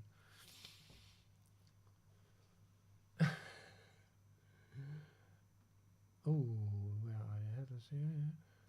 I have a sensor in the schuur in the shed with bad reception. How can I improve this? Oh, this question is from Fred. And my chat is gone again. And it's back. Okay, I have a question from Fred. Sensor in the chat with bad reception. How can I improve this? Yeah. This is a basic thing I assume that it's Zigbee. If it's not Zigbee, then it might be Wi-Fi. And but if it's Zigbee, you need enough router devices in your Zigbee network. I already shared a link about my video on how to solve Zigbee issues. It's in there how you can solve that. So either add more router devices, and a router device can be a stick, but it also can be just a light bulb. Any device that runs on 230 to 20 volts in Europe or in the Netherlands can act as a routing device. So yeah, you have to add more routing devices. Who is your favorite Home Assistant developer and why is it Frank? Hey, Jaap.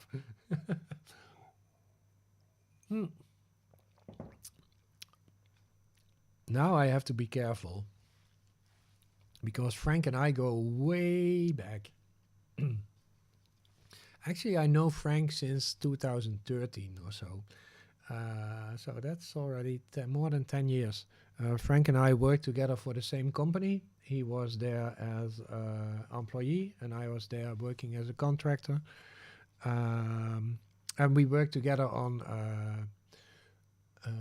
an e-commerce platform which is called Magento. And I don't think it's called Magento anymore. I think it's now called Adobe e-commerce thing. So I was at that time I was a developer in Magento. So we worked together, and then I started with Home Assistant a couple of years later, and then I saw, hey, Frank is also in there. So yeah, we know each other a long time. So I don't know if he is my favorite developer. It's definitely the developer that I know best. But I think every developer is, this is very political correct.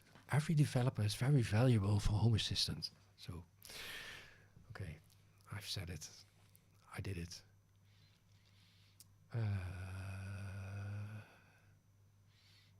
Frank saying, same guilty, nothing works here. Yeah.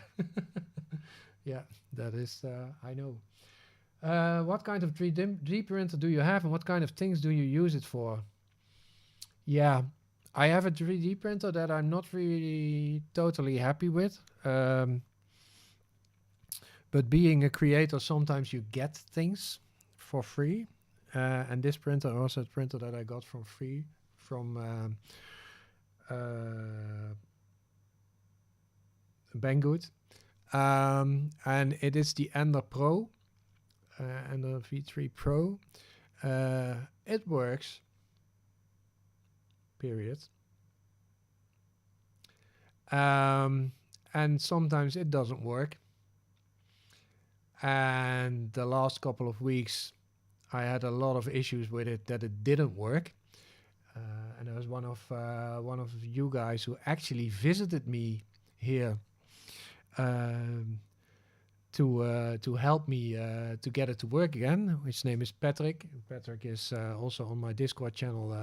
Is very active, and he came. He drove all the way to here to my house to help me to get it to work again. It's working again, but it's doing strange things. And I think if I buy a new one, it would be a Bamboo Lab printer. These things look really awesome, but I do not print that much. But talking about printers, let's put this aside. Let's go over these things that I printed. Oh, I have to lay them aside. So I printed these things. So, and these are so nice. Look. So this is great for your kids for Christmas and stuff. So let's do a quick session and put these on Thingiverse. Let's do this live, and then you can start. Then you can download them and start printing them yourself, and then you have a nice Christmas. You have a nice Christmas present. So let's see if I can make this work. Let me just open Thingiverse on the site, and I will just take you through the process as well. I first want to log in and make sure that oh, I'm already logged in. Okay, so I can change the screen. So Thingiverse, if you have a 3D printer, you can download all kinds of stuff. Whoa, wait, let's do this. You can download all kinds of stuff here, which is really cool and addicting. But you can also upload your own things. Now let's see. This might be upload a thing. Okay, now let's upload the thing. My computer.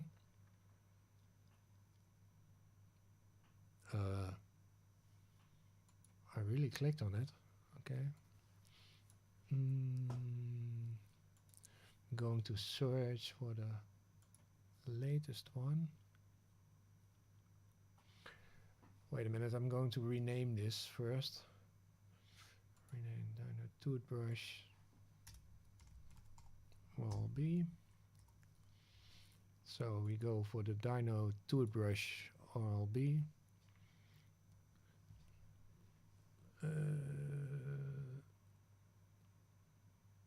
Oh, yeah. Oh, wait. It was already there. Thing name. Dino Toothbrush Holder. Oral-B. Oral-B Toothbrush Holder. I think I will call it. Dino Oral-B Toothbrush Holder. Yeah. Oh, what shall we do? Hobby household bathroom. Tags. Toothbrush holder. This is a remix. Okay. Search for a thing or thing ID. Now I'm not sure if it's Dino.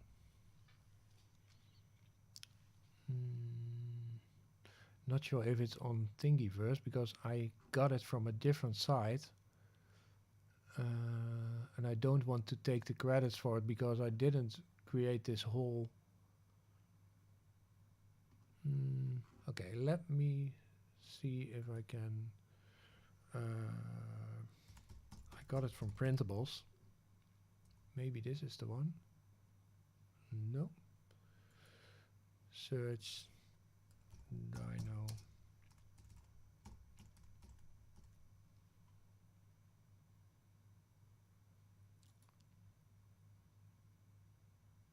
I think I got it from this one, but this one didn't work. Yeah, this is too big for Oral-B. So I created one that does fit, but I don't think I can use this. Let's see. Yeah, I don't really want to take the credits for it, but maybe I can say it in the thing information. Okay, this is a remix from like that. Okay, Dino Toothbrush, Dino Oral-B Toothbrush, Dino Oral-B Toothbrush Holder that fits Oral-B hats, something like that. Okay.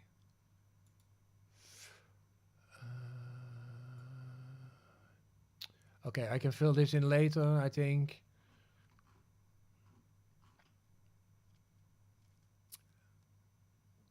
let's.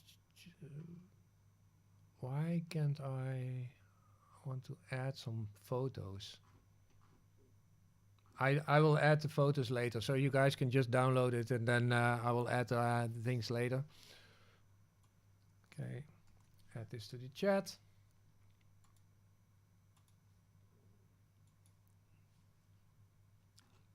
Why doesn't it show anything?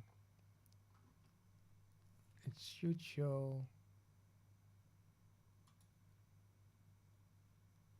Maybe that's that it. Maybe it shows a. Okay, so I've added it to the chat. Change the pinned message. We will go back to this later. Maybe it has still has to, you know, process the STL file to show things here. That might be the case.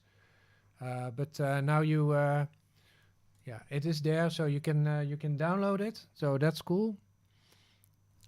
So then you can start printing these things as of this evening, which is really nice, I think. Got it. Or B-Rex. Oh, great, Frank. You got a bamboo lab. Wow. I envy you. Oh, B-Rex. I like B-Rex. Okay. So good luck with printing these things. Let's see. Where are we? I lost all my communication. Yeah, here we go.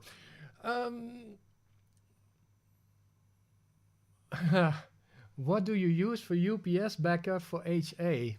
I don't have a UPS.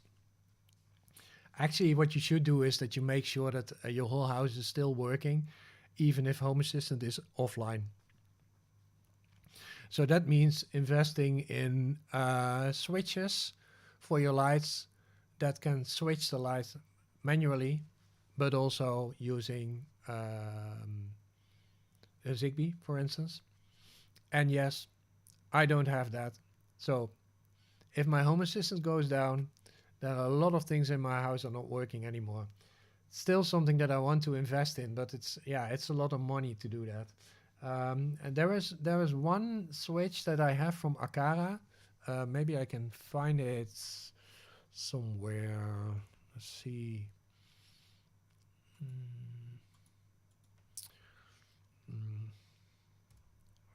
Akara wall switch.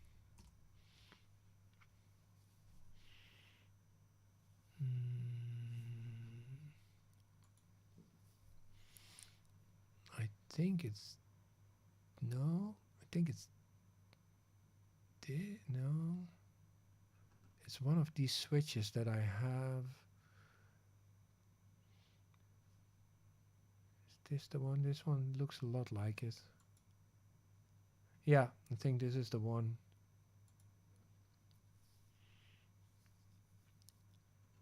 Yeah, this is the one. This is really nice because this one, well, I don't have a Zigbee light. I use this on my toilet. So I don't have a Zigbee light on my toilet, but I can control my lights through this switch and through Zigbee. I think this is the one. Is it Zigbee? Yeah. So I can, press the button, but I can also, I also have a motion sensor on my toilet, so I can also turn on and off the lights. So yeah, that works for me.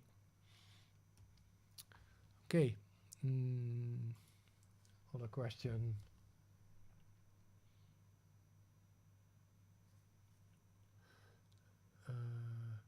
And to be honest, Jaap is also saying that the UPS in the Netherlands is not really needed because our grid is very stable. That's probably why I don't really need it. I can't remember what was the last time when we didn't have power, and it might be years ago.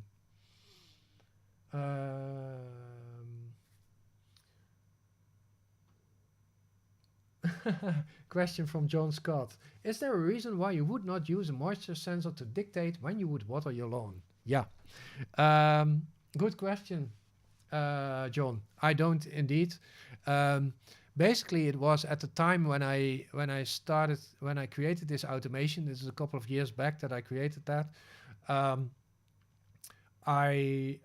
The only moisture sensors that were available at that moment were Bluetooth, and I didn't want to use that because the range was not good enough. Oh, I see. Okay, this is better. The range was not. Is it better? No, it's not better. I don't think it's really important, or is it? So that's why I didn't use it. And what I'm also using is the precipitation, so expected rainfall values that I get from, in my case, it is Open Weather Map. So I know how much rain will fall. So basically, let's say the last couple of days there was not much rain. So if I'm not using this precipitation value, then I would water my garden or my lawn. But it might be that it's going to rain in 1 hour or in 3 hours or in 8 hours. And in that case, I don't want to water my garden because I know it's going to rain. And that's also so. And I find Open Weather Map very reliable in how much rain has fallen and how much rain will fall. So yeah. Question from Adam G. Do you have some sensor to track gas usage? Yes, I do. But I must say, I'm going to show you that. Where is it? I have it here, my gas usage. But the thing is, the gas consumption, I get that from my energy provider. And my energy provider is, in Dutch, it's called Zonneplan. And they deliver me the gas usage. I don't have like a separate sensor for that. So maybe that doesn't really answer your question, but this is the way how I do it.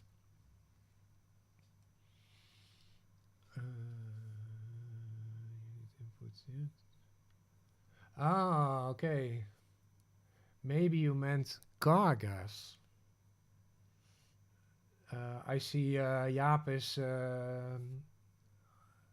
suggesting that you need an input to track the distance travel or fuel added, but that's not that easy to do.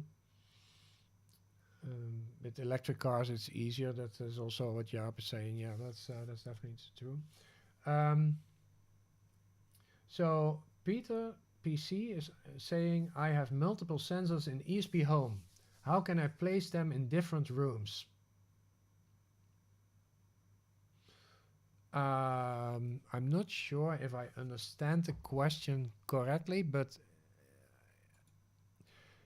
if you mean this interface, then I don't know. I don't think you can do that here. But what you can do, but I have to check it because I didn't check it before, is if you go to the settings, integrations, ESP Home, and you have here, you have a device here. If I open the device, can I add it to a room? No. Where is it? Interesting. Yeah. Yeah, here, area. So you can add it to areas in Home Assistant. That's where you can do it by clicking on the pencil. But I'm not sure if I'm answering your question, because if you mean in the ESP Home interface, then I don't think there's an option there, which might be a little bit irritating. Yeah. Can I search? I never used that actually. No. No. Oh, sorry. This was stupid.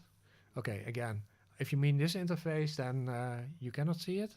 And if you go to devices and services and then to ESP home, and you open the device and you click on the pencil, then you can add it to an area here. That's the only way how I know you can do this. Okay. Question from Vibrant Monkey. How do you put 2 buttons in one card?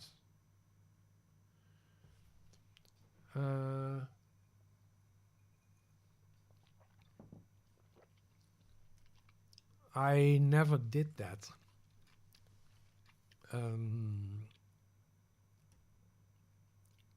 I never added 2 buttons in one card.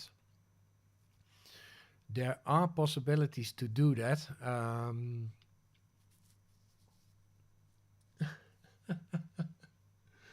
Oh, I get a kiss from Ingrid Bindels. That is nice.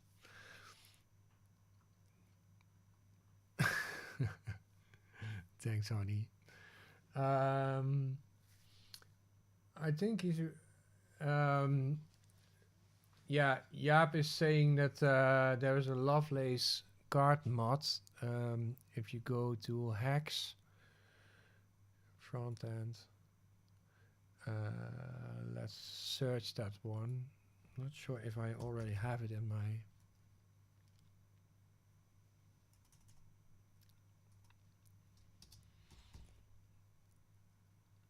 I think I already have it somewhere.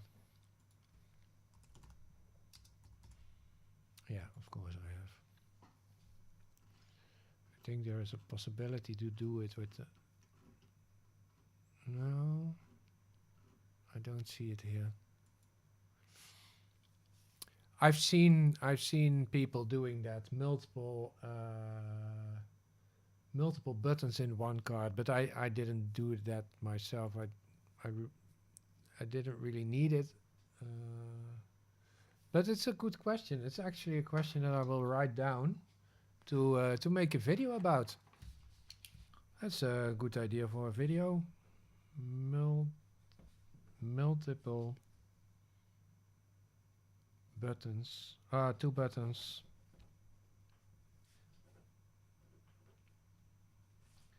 In one card. Oh.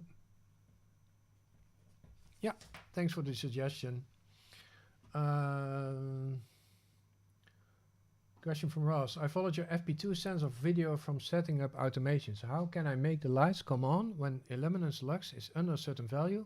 I just can't make it work. Oh, I just showed that. But I can show you a real quick automation how to do that.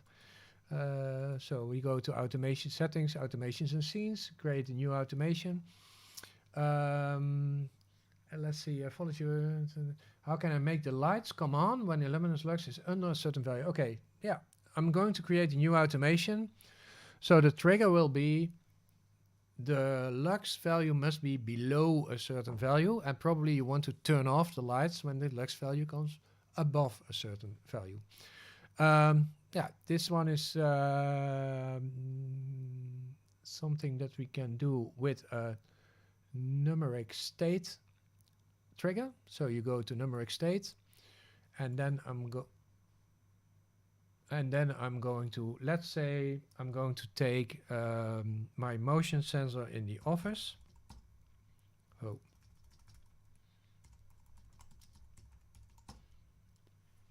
Office motion sensor illuminance.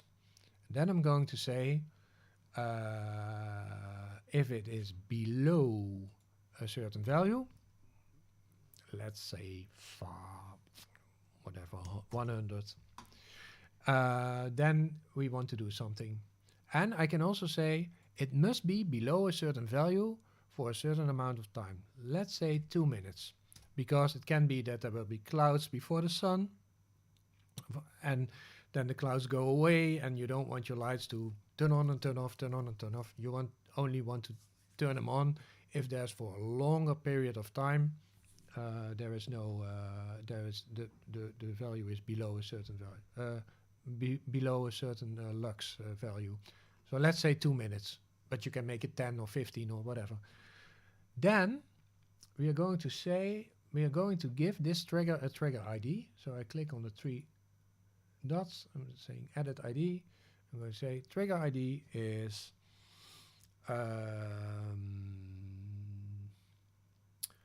Luxe value low. Doesn't really matter what I give it a name.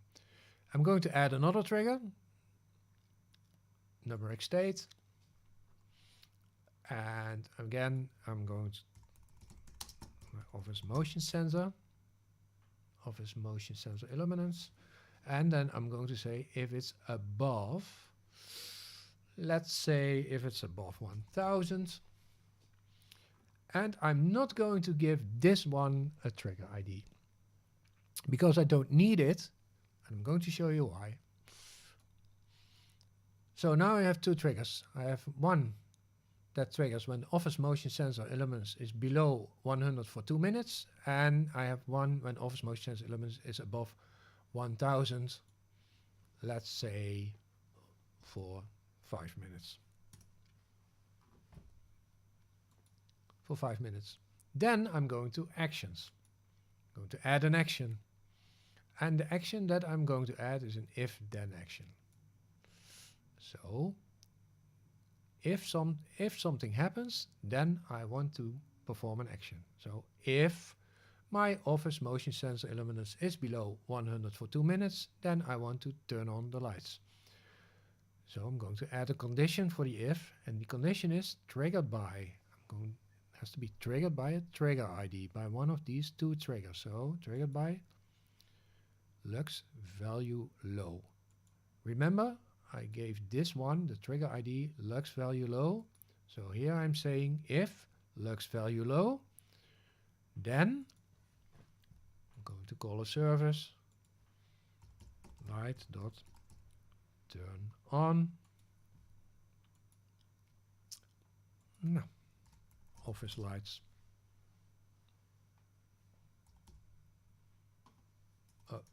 Office. Okay. So if Luxe value low, then turn on the office. Else, so if the other trigger is triggered, so when office motion sensor illuminance is above 1000 for 5 minutes, add action, call service, light dot turn off, entity office. And now it will work. So now your question was, how can I make the lights come on when illuminance Luxe is under a certain value if I just can't make it work? Oh, it's for the FP2 sensor. Yeah, maybe it's that's the reason why you're asking.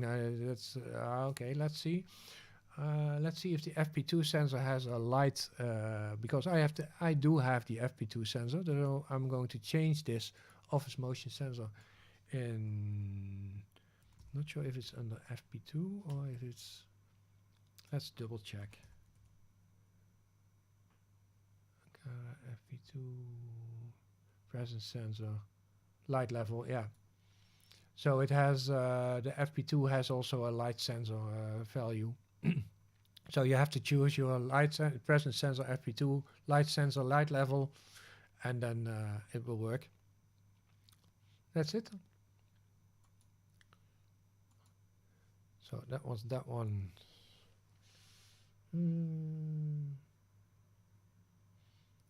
How many Zigbee? Oh, okay, yeah, Jaap has a good suggestion. I do have a Discord channel. I'm not sure if you guys know my Discord channel. Oh, Frank is saying something. Frank is sending me his bamboo up. Whoa! Wow. Okay. Can I show this? I hope Frank is okay with this. If not, sorry, Frank.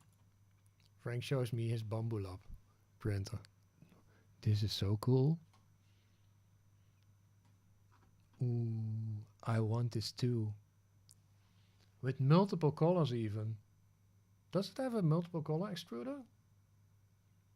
That would be nice.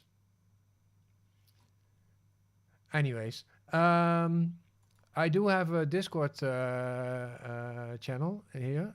It's Dutch and English. If you have questions about Home Assistant, you can go to this channel. I will add the link in. Let's see. Where am I? Oh, help. Discord channel. Let's see where I have the link to that. The link is in the footer of my site, smarthomejunkie.net, but copy link address. I will just put it in the chat.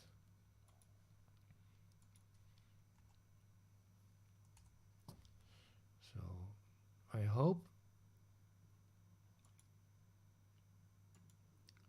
the Discord link still works. If not, let me know and I'll create a new one. Discord changed some things lately, so it doesn't always work to make a link that lasts forever if you don't pay.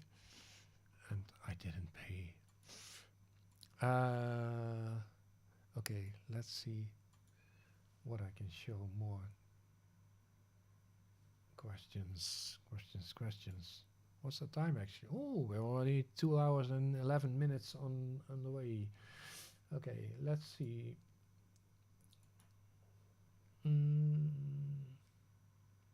How many Zigbee devices are in your network? Yeah, let's see how many I have.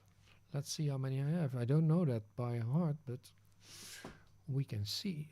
I have some Zigbee devices in Zigbee to MQTT, and I have some Zigbee devices in ZHA. So Zigbee to MQTT, that is 29. This one, let's say 28. I think this one is not really working.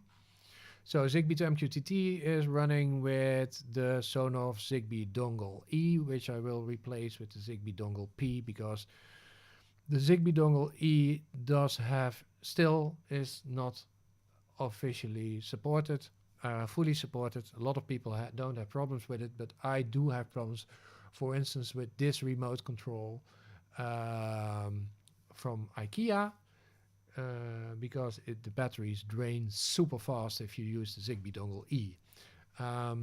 So what did we say? 29.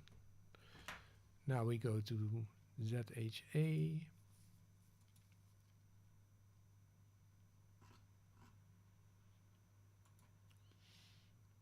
60 devices. So 89 devices in total, Zigbee devices I have in my house. Yeah. 89. That's actually quite a lot. I didn't really expect that that there were so many. How can there be 89 devices in my house? Devices, I must say. Okay.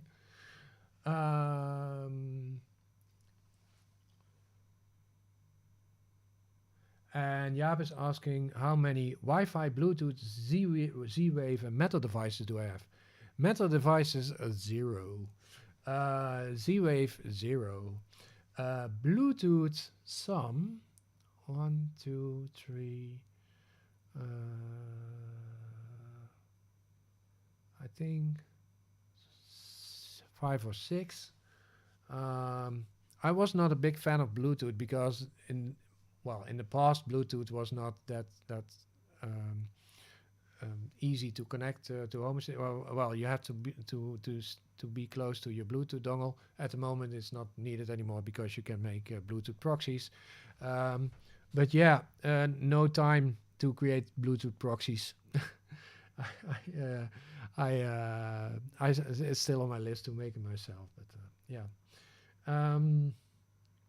Wi-Fi devices. Yeah, I have some Wi-Fi devices because when I started with Home Assistant, I only had some Philips Hue and I had some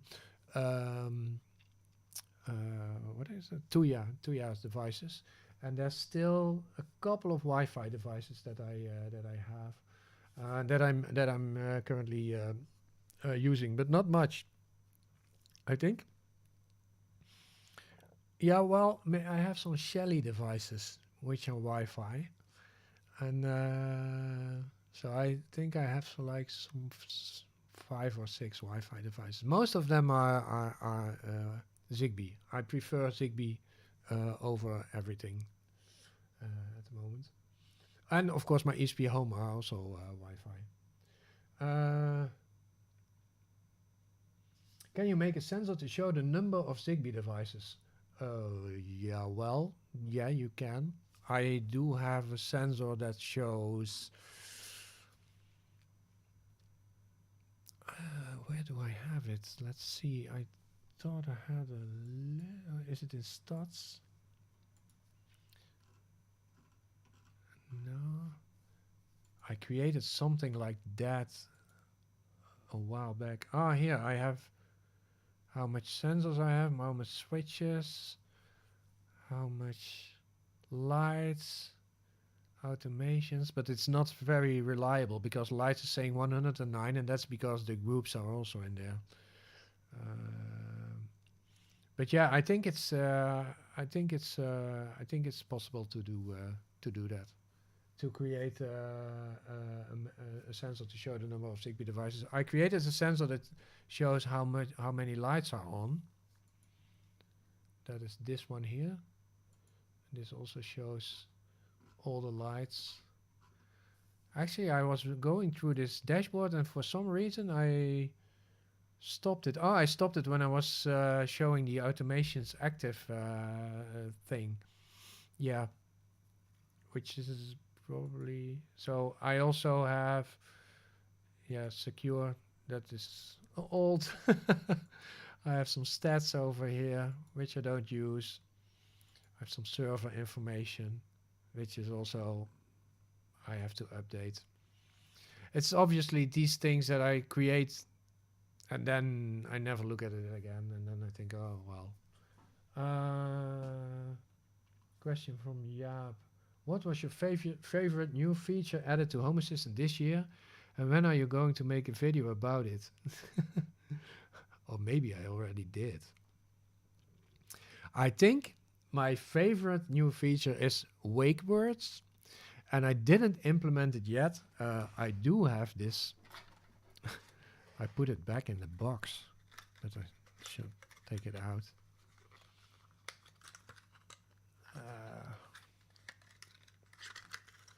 So I do have this thing. Oh, I do have this thing, the Atom Echo, which you can use to use voice control in Home Assistant. And I created a video how you can install this and make it work with Home Assistant.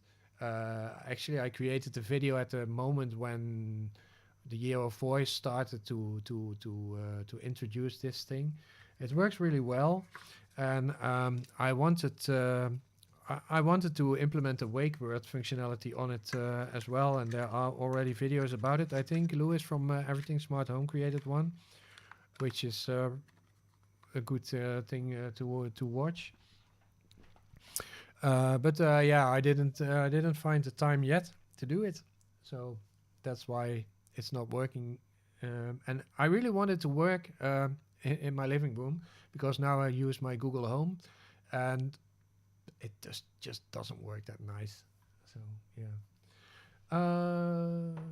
Question from Peter PC. Why do I get that that an entity is unavailable for less than a second, and then it has its value back? Because it lost its connection to your network? Probably.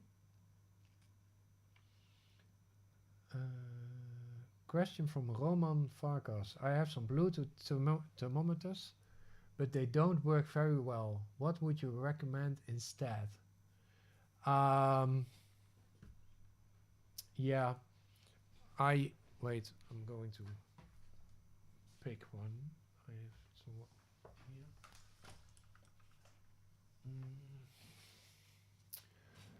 I use these. Can you see it? Yeah. These are the, I think the Akara ones. I use these, and they work quite well. I also have another one. That's this one from Switchbot that I use. Then you need a hub to I don't know if it's a hub or that it's Bluetooth actually. I have it standing here, and actually it was quite a while ago when I installed it, so yeah. So those are the ones that I use. How do I get started with voice assistants? I have a video about it, and it explains exactly how you can install it. So I'm going to share that link. I closed my YouTube studio, so I'm going to open it again. One moment.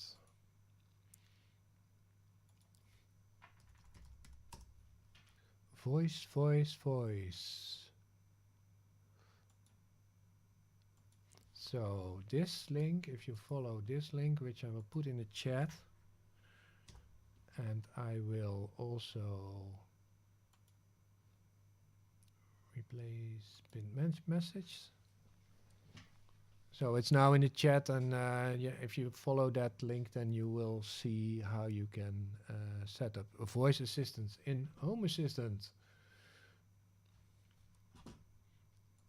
I'm going to get me something to drink.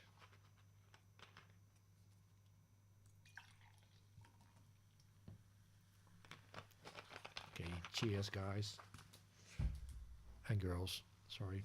I have to be more inclusive. Someone told me that I have to be more inclusive, that I shouldn't use the WAF. How do you say that? I shouldn't use WAF, which means wife acceptance factor, but it should be partner acceptance factor, which is okay. But if you use, maybe it's nice for you guys to see. If you, let's go to the analytics of my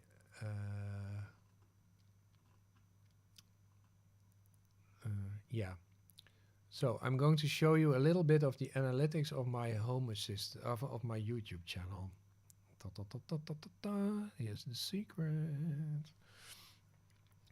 So basically, let's not do 28 days. Let's do lifetime. So I guess Home Assistant is a male thing. If you look at this, 98.4% of the viewers are guys, but there's also some ladies, which I really like that they also follow this channel.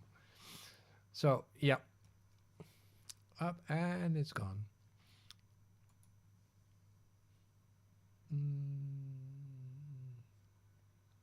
So how? Yeah, okay. So that was the question. How do I get started with voice assistants? There's also a link on a Home Assistant IO voice control link that you can visit. Copy link. Thank you, Jaap, for sending the link through Discord to me. Oh, why is it not working? Oh, here it is. So, so this is you can start here, homeassistant.io/voice control. So this link over here, and there's a lot of information on how Assist works and how you can make it work as well. But in my video, I show you step by step how to make it, how you can install it and let it work. Yep. Question from Jerry F. From all your dashboards, which one are you using the most on tablets and on mobile devices? Yeah, I think I already showed that, but this is the one that I use most on my phone. Well, actually, my tablet version is this one, and I think it is responsive because I created a video about making it responsive. Yeah, it works kind of responsive, but not totally. It should work on a phone, but I think I should change some things to make it fully responsive on my phone. This one is on my phone, but that's just, yeah, you know, I'm telling you guys how to do it, and then I need to do it myself, and then I need to find the time to implement it in my own system as well. That's something that's a little bit difficult sometimes. Other question from Giovanni. Is it hard to make a dashboard in Home Assistant, and is there a lot of maintenance? Yeah, it depends. It depends on how... oh, and the chat is gone again. Okay. It depends on how technical you are, maybe. I would say it's not that... in the beginning, it's a lot of work to set it up, and then maintenance is not such a big issue. But you should... how should I say this?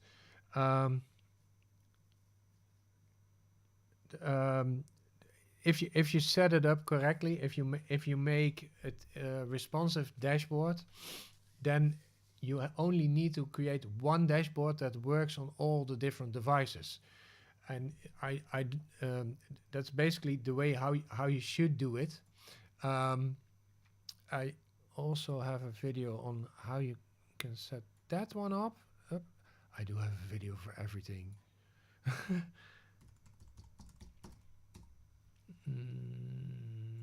I will add a link in the chat.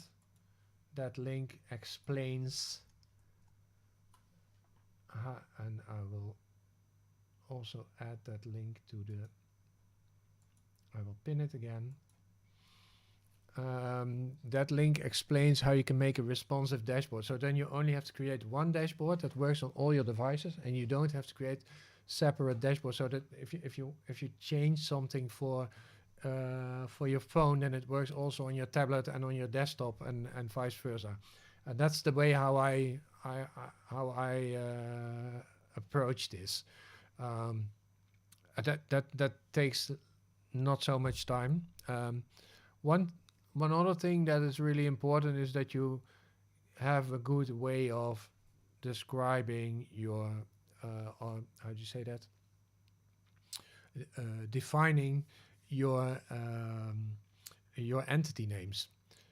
If you make your entity names very easy to understand, then it's also very handy in creating dashboards, automations and stuff. Yeah, I don't want to say it, but I have a video about that too. It's about the 5 best practices in Home Assistant. So check that video. And then there I explained there how you can set up your entity names so that it's yeah, you have a certain standard in your house. Okay. Let's see, a lot of things happening here.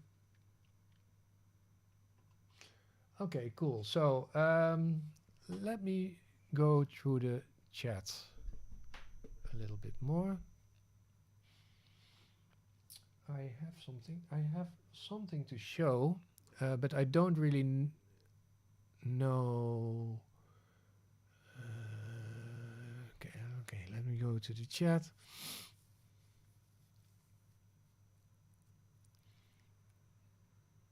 But I think, Jaap did a tremendous job. I really have to thank you again, Jaap, for filtering the chat while we're talking, so I only see the questions on the site in my Discord channel. It's amazing. It saves me so much time, and I can really see all the questions that everybody has.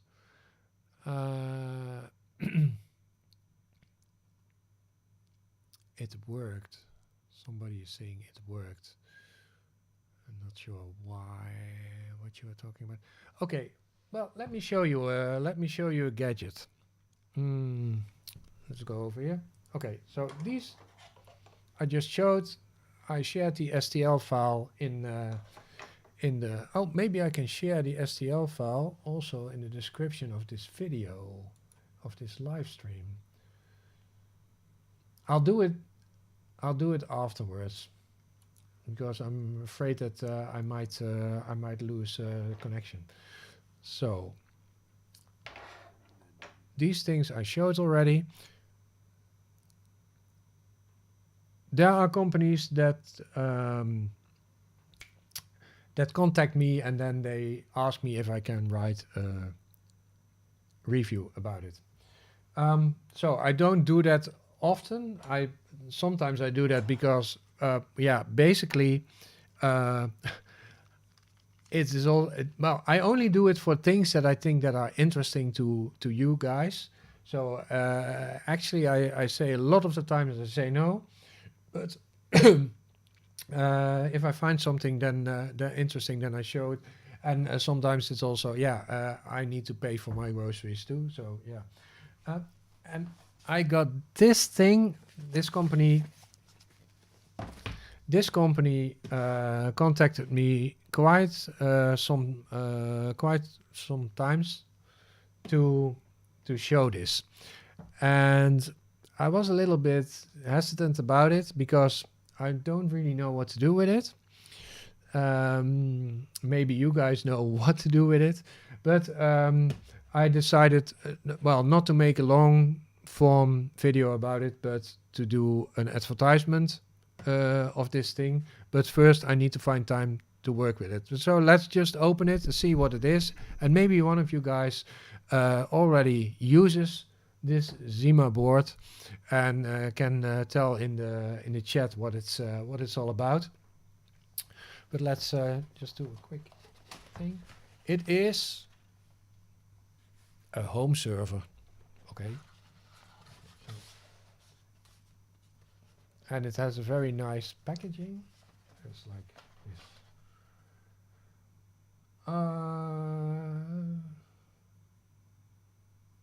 So people are thanking me for taking the time to, well, buy this. I didn't buy it, so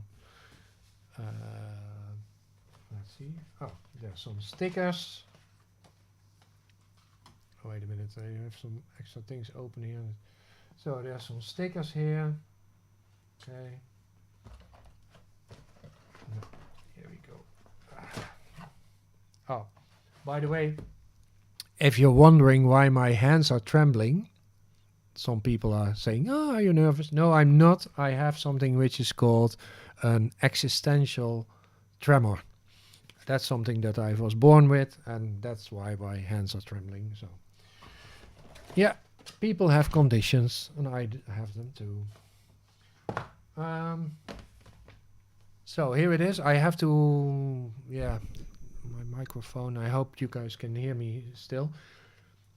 A single board server, world's first hackable single board server. Okay. Your new cloud HQ in the palm of your hand. Now let's open this. Let's just see what it is.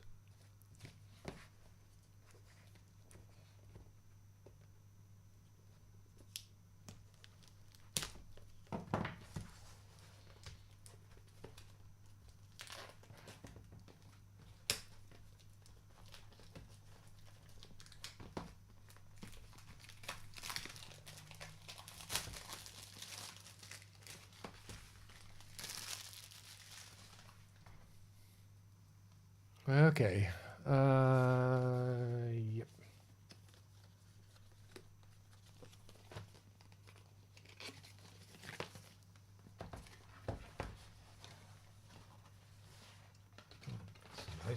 Nice packaging. Zima boards.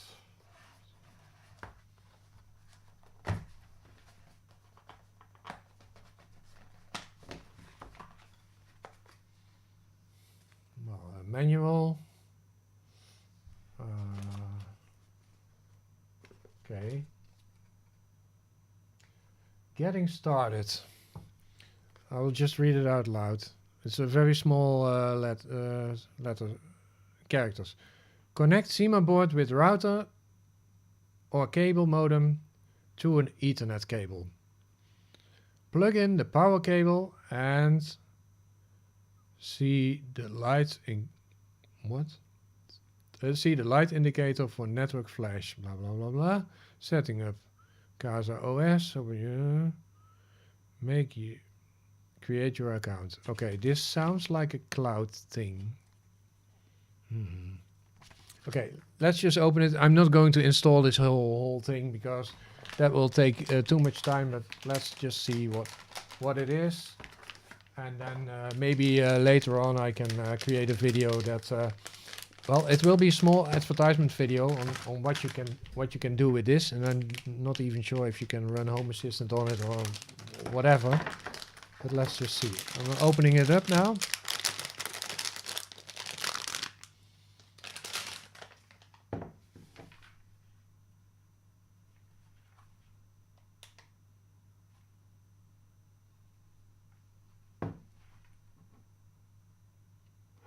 Yeah, so basically I have to connect it to my network to make it work. Maybe well, let's just see what we can do.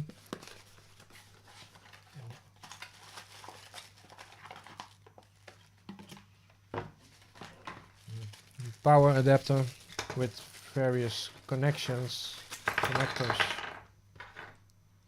So I'm in Europe, so let's just okay. Yep, that works. No. Okay. Let's just see what we can do. It's just, this is just for fun. No idea, really. Oh, now I need the power. Now I need power. And I don't think I have.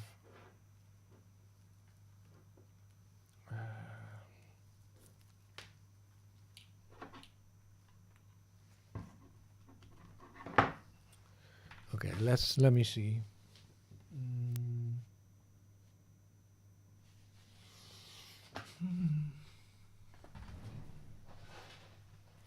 Yeah, now I have a problem because I have to unplug something to plug this in, and this is where this demonstration ends with a screeching halt because then I cannot use my other things that I need for this stream. So yeah, I'll just install it another time and see what it does. Okay. Let's see if we have other questions. Otherwise, oh, come on.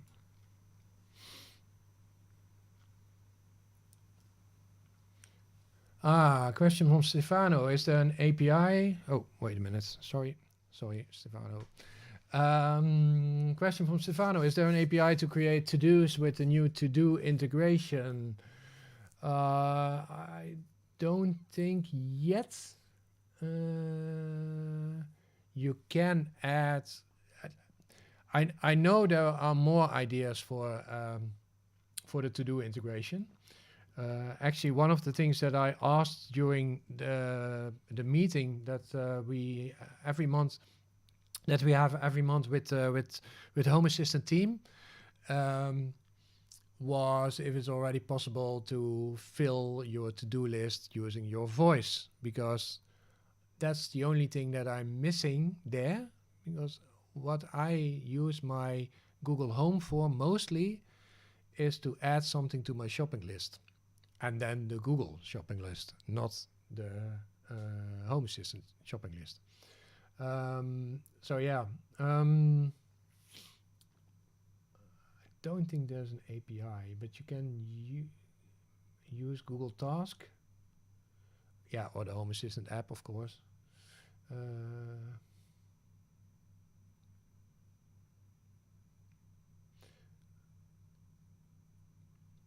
Maybe that's, yeah, Jaap is suggesting there's a service to automate adding tasks via an automation or REST API call to Home Assistant. That might work, yeah. But that's something that I mean, as soon as Home Assistant has the possibility to add products or things to my to-do lists with my voice, I will definitely create a video about that, including how to set up that your voice thing. Or maybe I will just refer to the video that I already created, but I still need to create a video about, or I want to create a video about a wake word. I saw another question about, I think I saw something going by. Let's see. Oh yeah, what is the range to the Atom Echo to make it catch your voice? Alexi asks that. I've seen a demonstration.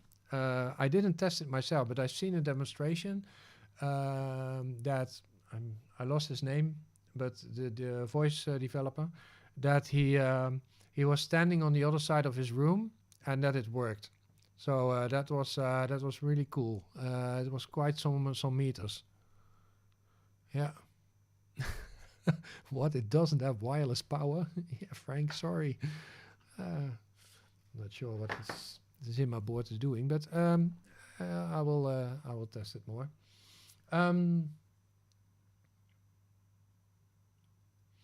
Let's see, another question. I'm going to wrap it up in a, let's say, maybe another 15 minutes. Then we are 3 hours doing the stream already, 3 hours. I'm getting tired.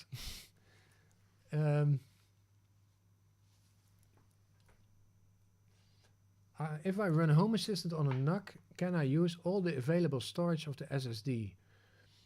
I think it can be done, but you have to do something extra for that. I don't have it running on a NUC, but there was a way to do this. I think if you... I'm not totally sure, but I think that when back in the days when I ran Home Assistant on a Raspberry Pi with an SSD, then when you installed Home Assistant on that SSD, or you flashed Home Assistant on that SSD, it didn't use all the memory all the disk capacity, and then there was a way how you could expand that, but I didn't look into that anymore. So there is a way how to do it, but I'm not sure how currently. There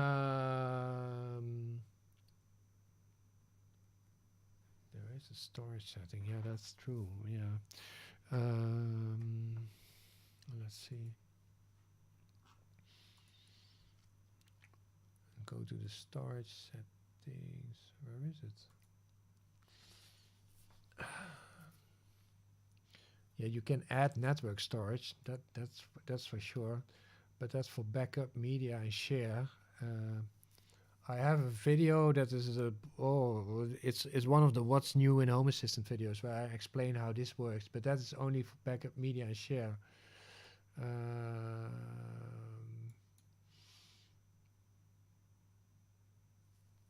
Yeah. No, I thought maybe I could find something here, but I cannot.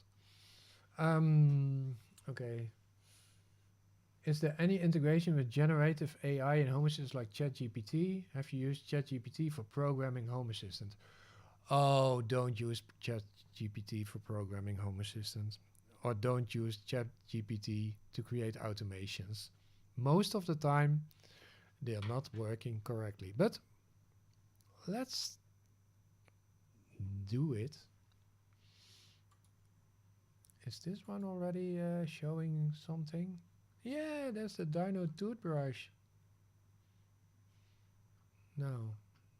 Now I still need to add the images that I created, but I'll do that later. So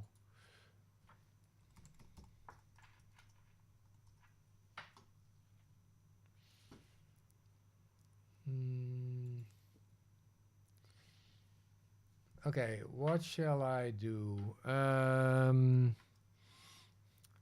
Create a home assistant automation that turns on the lights on motion when the Luxe value is below. Oh, when the Luxe value is below 100 and when someone is home. Okay, let's see what this does. Okay, so we get an automation here, trigger platform motion. Wow, platform motion. Okay, entity motion sensor, condition and state, sensor someone. Okay, this is already not how it should be done.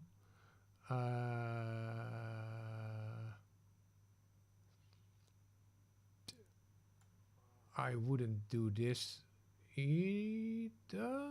Oh well, that can be. Yeah, well, you can do it here. Well, it will work, but this I wouldn't do this. So yeah,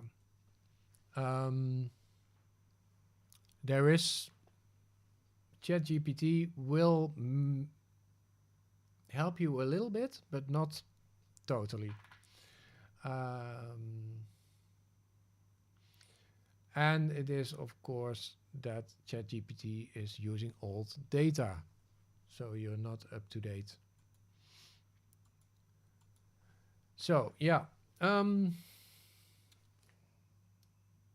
well, I have one thing that that I'm going to create a video about. Is I'll show you. This is quite a big package. It's quite a big thing. Reolink sent me another camera. It looks like Wall-E. You know Wall-E? That's what it is. This is quite a big camera, and I'm going to I will create a video about it, especially about how to integrate it into Home Assistant, of course. The nice thing is that it has 2 lenses. So I'm very curious how wide it will be. Maybe it's on the... Is it on the box? No, not yet. But yeah, first of all, I think my next video will be about what's new in Home Assistant for December. Because if I'm correct, we will have a meeting this Wednesday about it, and the beta of Home Assistant will also be available this Wednesday. Am I saying that correctly? What's the date?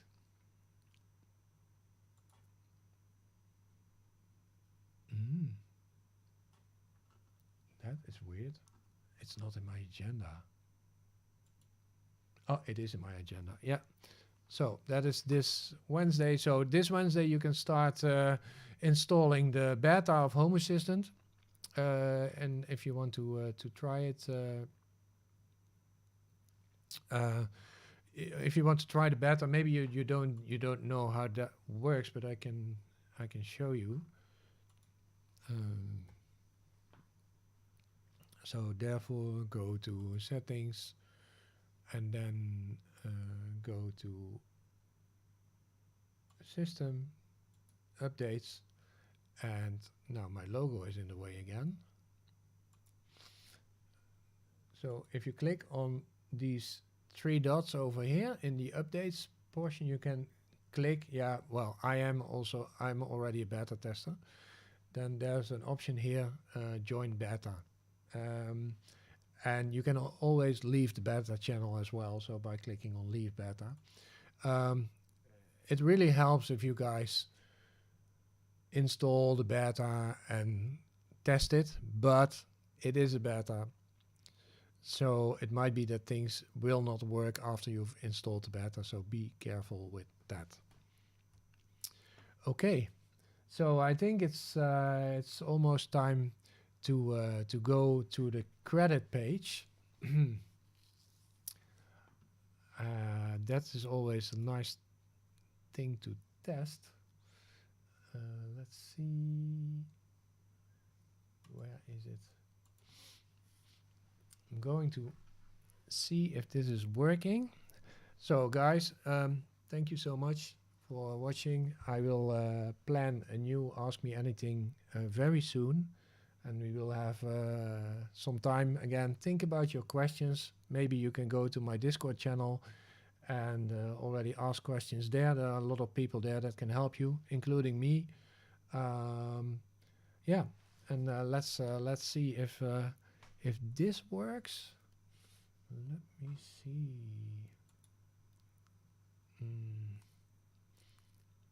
Yeah. Here we go. Okay, guys. Thank you all. Oh, only 3 subscriptions? That's not much. Now, anyways, thanks for all. And